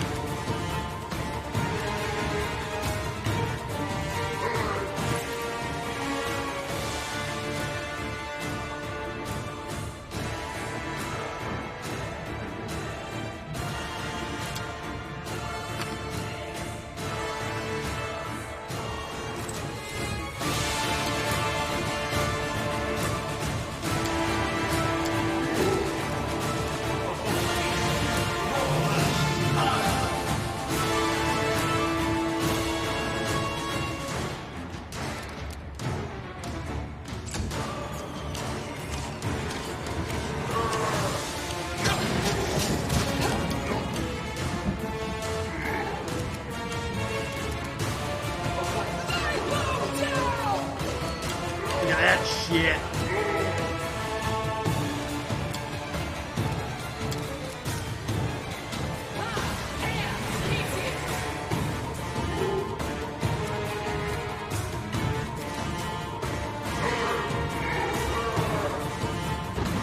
Disrupted or paralyzed. Alright, we gotta get that onto him.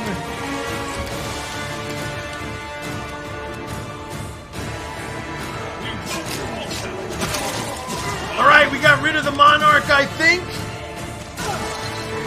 Time to move on to the archers.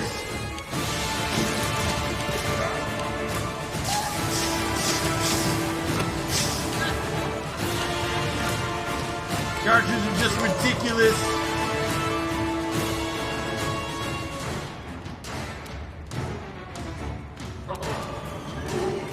Stay behind me.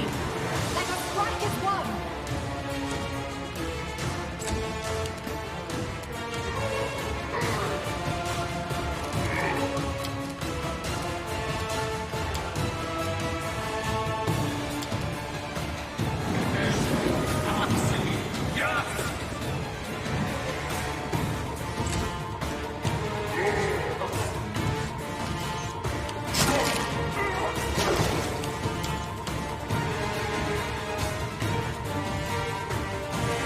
Alright, what do you gotta do with haste?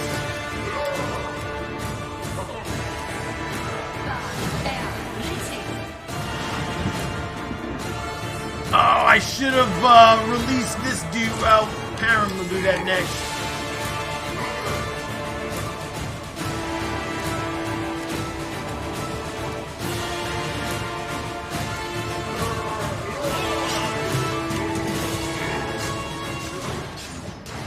Every time they launch, I get an attack of opportunity.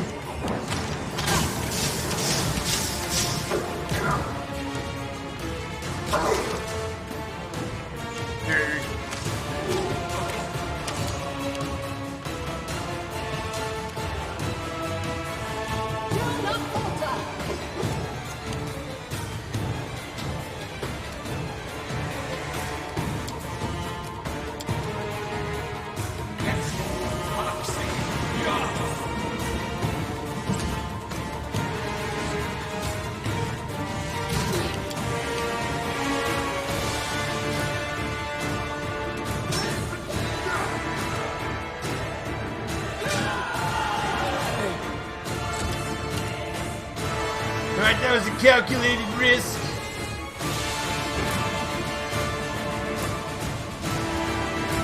Alright, we gotta get him unparalyzed.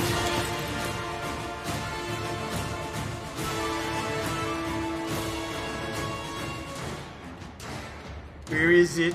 Where is it? It is.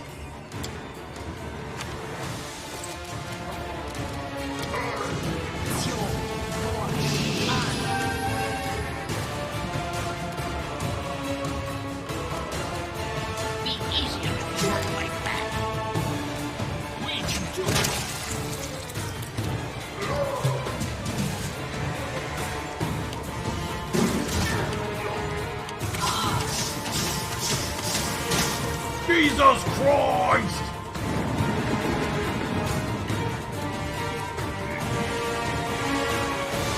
You're a fraidy cat!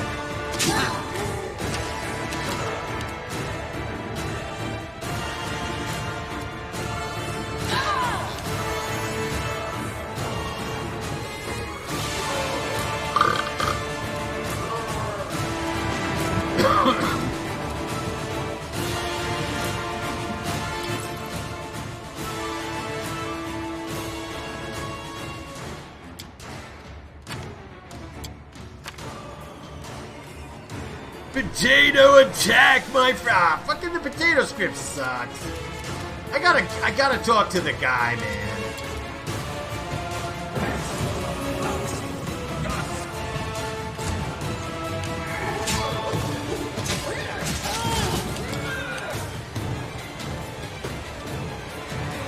Doing it. Oh, wrong one. Shit.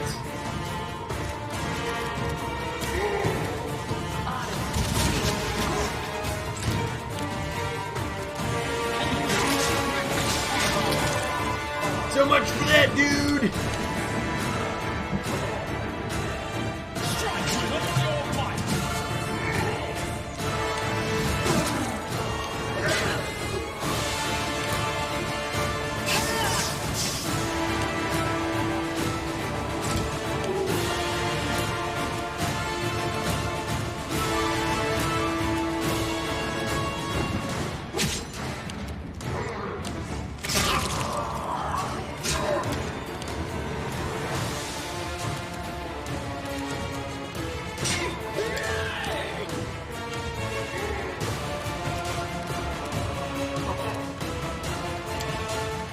Oh, we're going big, my friend!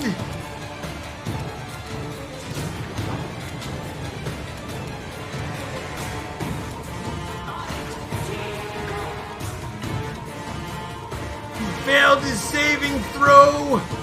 He is an ice cube, nerds!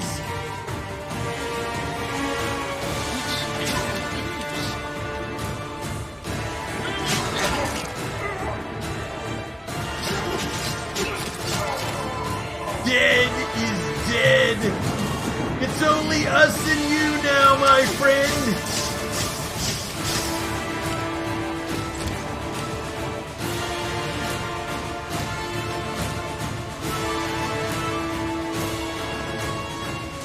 Alrighty, move back to the center.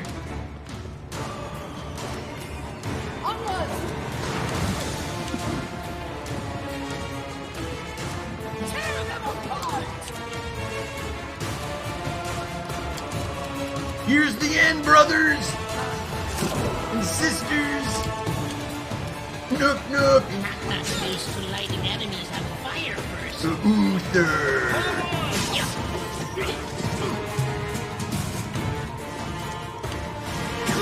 Come on, love, do something. Ow, ow.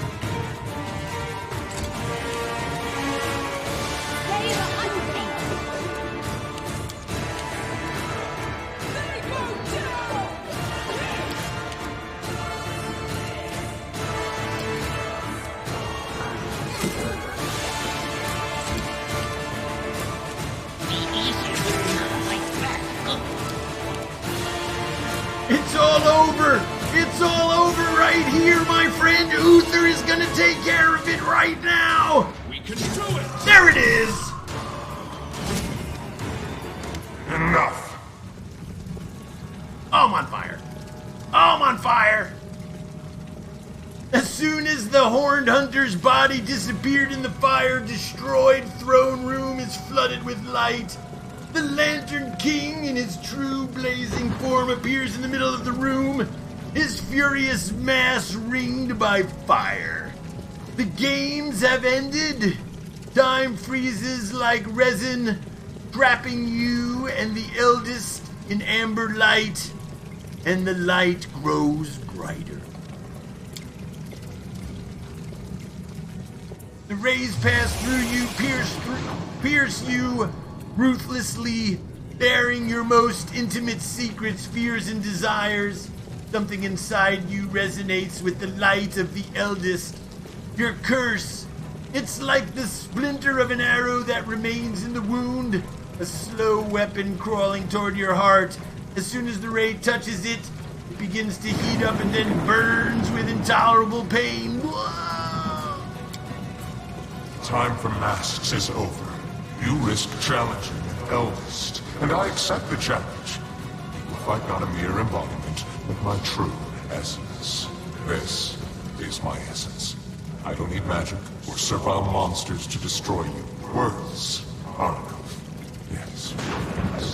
I once told you, words spoken in the right time and place possess the power of the storm. You lightheartedly answer that you know what your power and essence are. In the thirst for adventures. I remember your answer. The world remembers it too. Your answer, your heart, your essence. Now, cursed king, I'm taking this part of your soul, as I took away Nyrissa's ability to love. What you called your essence is yours no more. Your words are nothing more than the wind. Let them fly away. Fuck. Let us continue. We both win. But what do you want? A meager patch of land, a few thousand souls? My dominion is chaos and magic, madness and deceit. Your power is nothing compared to mine. And that is why you are helpless before me. You will take my every blow as a divine punishment, as something imminent. I know enough about magic and sorcery, so don't try to threaten me. All you are is the most the treacherous monster I have ever had the chance to defeat. 6,000. I'm curious what you think of me, cursed king. Do you see me as a villain or a simple joker? In truth, well, you'll never be able to conceive of the truth. Being an eldest means being one of the many strings that hold the world in place. Being an eldest means being such a vast and self-sufficient value that one's equals become strangers and one's inferiors are entirely insignificant. I am an eldest. Laughter, guile, transformation, that's what I am. Being what I am, I will let you feel a modicum of my loneliness. I will take away your pillar of strength.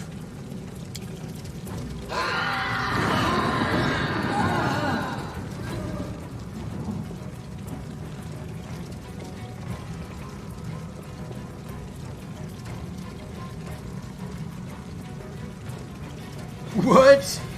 Is there a rule by which those who like to dictate another's will? Even if there is such a rule, I'll break it. I will take back what is mine, nerd.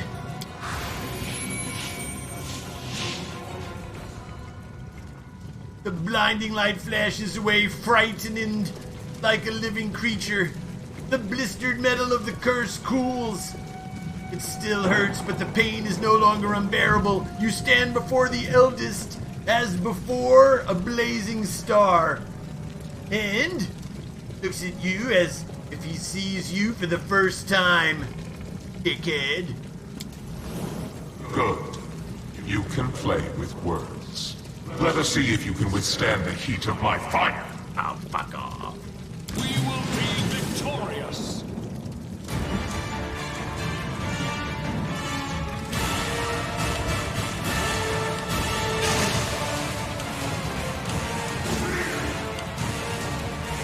Strike with all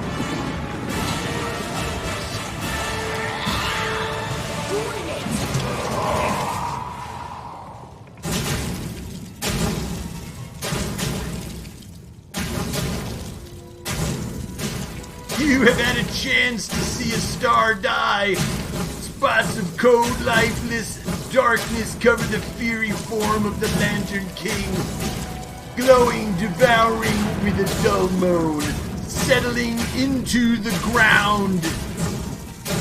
The cloud of cold black dust. But for a moment, right where the eldest crown lay burning, another shining image is born. It grows glowing, turning into a familiar silhouette, wearing a crown. Defeat. What a refreshing feeling. I don't remember sensing it for a dozen millennia. But what's next? How will you end this story? Listen, I know a good ending. Elegant and refined. The hero defeats a deity in battle. Impressive, it grants the victor power and immortality. The hero enters the chambers of the deity to become his champion and herald. Eternal, powerful, equally glorified both in the first world and in Valeria. His kingdom healed from its wounds and flourished under the rule of the immortal champion. A beautiful ending, isn't it? And this legend is yours for the asking. This is not your hour, eldest. You've tormented us enough for your cruel entertainments.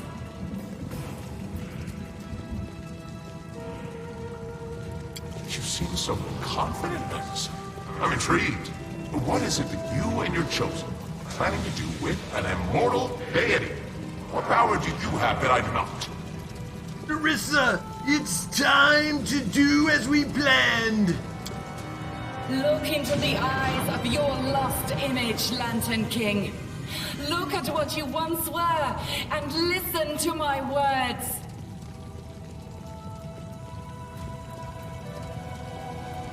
You made me your puppet, but I have won my freedom. You stole the essence of my soul, but now it is returned. You cursed me, but I do not accept this curse. I reject the path you cut for me. I will not be what you would make me. I fear no punishment. I will not bow, and I will not turn back. I do not seek your forgiveness.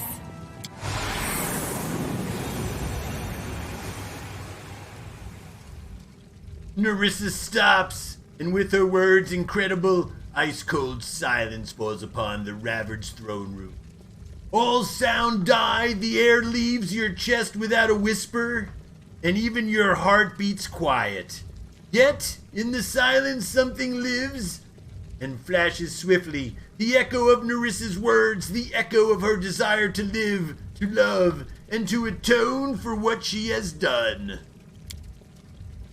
The echoes roll farther and farther from you, like a wave catching up to the fragments of the cursed cup, sweeping away the shadows of the dead kingdoms. You cannot see it, but with all your being you feel the moment. When the echoes reach the farthest boundaries of the kingdom, stops, then rushes back. The Lantern King senses the threat, but now it's beyond his power to change anything. He is the focus of the coming wave, and as it strikes, the silence cracks, exploding into 1,000 moans and sighs. The dust of destroyed kingdoms, the grief of dead souls, thousands of years of pointless destruction and hopeless searches for what was lost. In a heartbeat, all crushing down upon the eldest, impaling his very being and tearing off his final mask. In a brief moment, you look into the abyss that hides behind the name Lantern King. And what is there? Light, laughter, bolts of lightning, or thoughts of an ancient mind, mighty and strange. You haven't the time to comprehend all you see, but you know one thing is true. The Lantern King is cursed. The Lantern King is mortal. Punishment he heaped upon Nyrissa has returned to him and taken his precious mortality. It is your turn to speak. Oh, damn it. Eldest, by your curse, all the woes of the kingdom will fall upon the one who rules it. So, by my royal power, I appoint your ruler of... What? Wait, what? Eldest, by your curse, all the woes of the kingdom will fall upon the one who rules it. So by my royal power, I appoint you ruler of my lands. He who owns the lands owns the pain and death. What a clever trick. I promised death to any who claim these lands, and now... Is all the Lantern King is able to say? You feel a heavy burden, invisible and ominous, lift from your shoulders and dash towards your enemy. The enemy who is now, after Nyrissa's words, mortal and vulnerable. Oh man, we just got another achievement. The curse falls upon the eldest like a gravestone. The power that was tearing your soul apart along with the kingdom now devours him. And faster than one could imagine. The light flashes out, the power fades. A moment later, all you see is a fiery crown tumbling to the ground and shattering with a piercing clink. Final sound, the ground around you begins to tremble. Nyrissa rushes towards you and clenches your hand. There is no fear in the nymph's eyes, just hope and tenderness. She is the first to realize what happened. The city and the kingdom are returning to Golarion.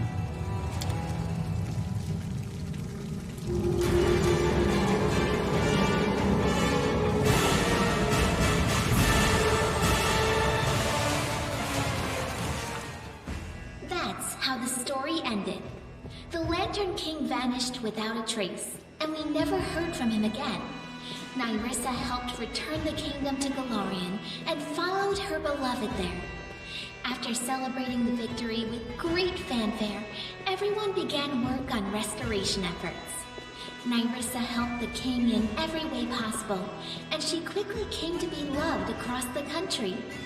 No one would have thought that this kind nymph was a former villain, so recently guilty of causing all those afflictions. Under the wise leadership of the king, the stolen lands became a true country. There was still much to be done, of course, and some of it will need to be finished by our heroes' descendants. But there are no longer cut purses on every corner, and the peasants aren't afraid some new self-proclaimed chief will show up and strong-arm himself into power. The feud between Brevois North and South, which had been smoldering for ages, finally sparked the fires of civil war. Our troops lent aid to the forces of Restov, led by Sword Lord Jamanti Aldori. After several bloody battles, House Sertova was forced to recognize Restov's independence. The victory came at a high price, but we have no more loyal ally than once more free Rostland. The Tiger Lords found it difficult to recuperate after what Armagh did to them. The barbarians remaining in Numeria weren't very happy that we sheltered the deposed chief and his supporters, but they were too afraid of him to attack us over it. That bomb has a long fuse, but it's definitely burning. I'm afraid that a few generations down the road, the grandchildren of the current Tiger Lords may want to retaliate against us for their grandfathers. Pitax never regained its former stature. In their fight for power, both bandits and the relatively honest merchants lost all their strength, scaring away both customers and suppliers. Trade routes began moving through other cities. Pitax fell into decline, and the citizens quickly forgot all of Irovetti's atrocities, remembering his rule instead as a golden age for the region. There was no place for art in the new Pitax. Students and teachers from the academy were scattered to the winds. Some found a place in neighboring courts, while others set off to earn some coin in roadside taverns. A third group, harboring anger and resentment toward the king, began weaving revolutionary plots. The ruins of the Academy of the Arts still stand in the middle of the city, overrun with ivy, empty and unwanted. Trolls and kobolds, two of the most savage native peoples living in the Gnarl Marches were completely exterminated in the region. The forest paths became much safer, and the peasants' cattle have stopped going missing. After enduring so many storms and troubles, Varnhold eventually turned into a real city. Daring settlers decided to conquer the vast, wild expanses of Dunsword, and despite all odds, they succeeded. The modest colony that almost vanished at the hands of an ancient lich turned everything around to become a thriving city with lively river trading. Magar Varn didn't stay at the court for long. Having saved some seed money, he left service and organized a new Varnling host together with his general. And this new party of mercenaries has already helped our kingdom more than a few times. Agay, the Spriggan leader, learned a valuable lesson after surviving his meeting with the king and even regaining his tribe's home. Don't try to occupy seemingly empty settlements anymore. Instead, the Spriggans settled across Dunsword's wild borderlands and proclaimed it as their domain. Keeping the peace in a situation like that seems like the stuff of dreams, as evidenced by the occasional lost patrols and stolen cattle. After the kobolds and mites disappeared, the empty caves beneath the old sycamore quickly became home to all kinds of disgusting critters. Giant centipedes being the most innocent and pleasant of them. Attempts have been made to clear out the caves, but it never takes long for something to take up residence again. In the end, the decision was made to block the entrances and burn the giant tree down, destroying the roots that held up the ceiling of the caves. Oleg's trading post continues to thrive, attracting even more travelers. Much to its owner's displeasure, a small town is springing up around it. Despite Oleg's grumbling, he and his wife are well regarded by everyone, and Svetlana was even elected town chief. Jod remained loyal to the king to the end of his days, healing the sick and generously sharing his austere wisdom with anyone who wished to hear it, and some who didn't. Having fulfilled his duty to the ruler, Erastel's priest peacefully departed this world, surrounded by friends and disciples. Having participated in Lamashtu's ritual, Olika gave birth to a strong and healthy baby. Sadly, the child grew into an unruly and violent adolescent. Having named Apir at just 10 years of age, the boy escaped to the Gnarl Marches, fleeing the rage of a mob that tore his mother to pieces instead. No one knows what happened to the lad, but legends of Lamashtu's child, who sometimes kills lost travelers and sometimes leads them to safety, are passed on by word of mouth throughout the area. Brianheart became a loyal ally and trade partner of the kingdom, and Darvin himself had been seen as a frequent guest in the capital. The elegant monarch of the neighboring kingdom has broken many hearts at court. After his visits, many young guards and servants have been seen staring through windows, sighing wistfully about something. The Fae took a fancy to the kingdom, feeling totally at home here. They often play various pranks, but they never do any serious harm. Falcos and Teresia managed to restore the magic forest. Once freed of the anger of the Scythe Tree, people returned to the abandoned village, and it became a haven of friendship between the Fae and ordinary people, just like old times. The lizard folk of the Longtail tribe returned to live on the shores of Candlemere, but they couldn't return to their ancient way of life. Living alongside people, the lizard folk adopted their behaviors, habits, and even religion. More and more of the Longtail tribe pray not to the spirits of their ancestors, but to Erastil or Gorum. They even began to forget their original language. I hope someone writes down their songs and legends before they all sink into oblivion. A delegation of wizards from Absalom and other areas appeared in the kingdom one day, asking for permission to examine the lair of the Lich Farmiris the Thoughtful. After completing their research, the wizards spent a long time thanking the king for freeing the world of that monster. In their opinion, he'd been capable of causing the end of the world, maybe even 2 worlds. The sweet teeth departed on a journey, hoping to see as many wonders as possible of this world and others. They keep sending us news from every corner of the map. Their bright painted wagon, drawn by a bull mastodon, crisscrosses Galarian, somehow appearing in the center of one incredible story after another. Euther settled down in the Tuskwater and visits the capital often. She became a friend to the people of the kingdom, helping them and teaching them how to treat the lake life with care. Parents allow their children to swim in the Tuskwater at any time, day or night, secure in the knowledge that she'll look out for them. After Nyrissa's curse was lifted, the maimed face of the last defaced sister began healing, little by little. She still keeps her distance from people, but she's always glad to see the king. After the victory, the storyteller abandoned his affairs and began spending a lot of time alone in contemplation. He eventually bid farewell to the king and left his lands, but I suspect the inhabitants of Galarian haven't heard the last of this mysterious traveler, for his own story is hardly finished. Amiri remained a pariah to her native tribe, but she stayed close friends with Nylak, who ruled the Six Bears wisely and taught them to survive in the unfamiliar plains and cities. The restless barbarian would often travel for long stretches of time, but sooner or later she would always return to her old friends, bragging about new scars and recounting new feats, many of which Nylak immortalized in song. Valerie stayed to serve the king, and to this day she continues to be a muse to many people.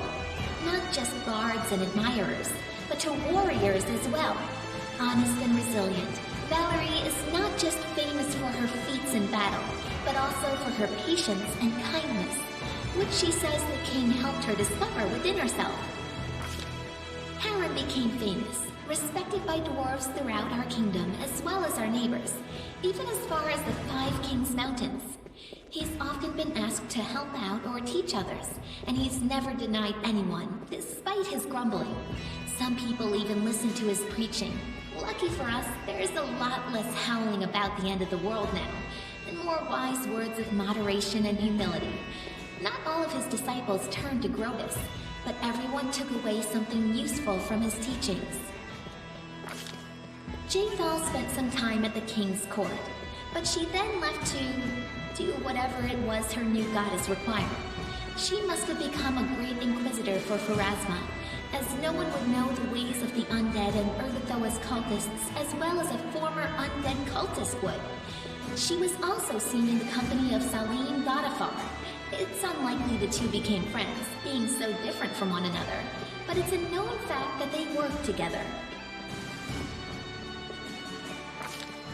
Octavia didn't stay still for very long. Soon, she and Reg went to Numeria and started a huge slave rebellion there. They didn't manage to destroy the Technic League, but to this day, slaves speak their names with admiration, and slavers with terror. Over the course of their journey, the two grew as close as ever, leaving their quarrels and resentments behind. After returning from Numeria, Octavia settled in her mother's house and became the king's advisor and loyal companion.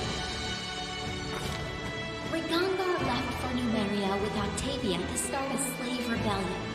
Over the journey, he really matured and learned to understand others, as well as how to control his anger. After he returned, he took a position in the king's court. Being both formidable and charming, he inspired fear in the hearts of some and lust in others. There are even some rumors that he almost talked Octavia into marrying him, and possibly even continuing the Della Fiorni line. Once the war was over, Tristan kept his promise to Sarenrae. In the middle of celebrating the king's victory, the priest suddenly disappeared in a flash of light, vanishing forever. I hope Sarenrae didn't take the Movonic Deva's memory, so her servant might still remember us and the stolen lands. Or if if she did, I hope he was at least able to forget everything about the lands in which he endured so much suffering. Ekin spent a few years in the Stolen Lands, and in that time won glory as the most rugged monster hunter in all the River Kingdoms. The Ranger exterminated even the most harmless of the monsters around the capital, then moved on to other lands and new victories. They say the ruthless avenger and slayer of wild monsters made it as far as Katapesh. That's where his trail went cold. I'm afraid Ekin may have become the prey of one of his targets. Jubilost returned to the life of a traveling explorer, frequently visiting his favorite kingdom. He said so himself. His famous work studying the First World all opened with a dedication to his longtime companion, the King. Another name was also mentioned, 2Z, my guide and inspiration. Admirers would ask Jubilost many times about this mystery lady, but he would only chuckle, pitch his knapsack on his shoulder, and return to storm the vast expanses of the First World once again. As for Knock Knock, apologies, I mean Jester Knock Knock, he continued to be a great source of entertainment for the kingdom, both in and out of the throne room, sometimes even on purpose. His antics in the kingdom had an additional effect. Aside from bringing joy and amusement to the citizens, it also softened the common view of goblins. They even became welcome in the streets of the city, for a time. While he may not have become the hero he envisioned, Knock Knock did find himself and his inner strengths thanks to the king. If you should ever find yourself in the kingdom, be sure to seek him out.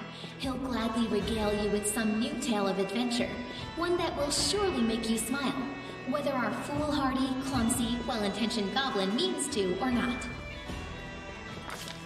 Kalika did not remain in our lands for long.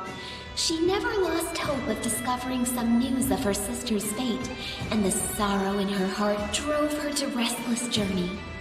One day she left without saying goodbye. No one knows where, taking only the simple things she fled with from Kadira. Canera celebrated the victory along with everyone else, but was soon consumed by black thoughts about her missing sister. One day we discovered her house empty, her things sold, and Canera herself gone. All that remained was a short goodbye note. Nyrissa and her beloved king live happily together, setting up the kingdom hand in hand. Their union somehow linked the unruliness of the First World with the order of material plane. Nyrissa managed to bring forth the daring vision for which she had once been cursed, the creation of her dream country. Our kingdom is now a flourishing land, taking the best of both wild nature and structured civilization, and our capital is an amazing garden city, which visitors from all over Galarian come to see.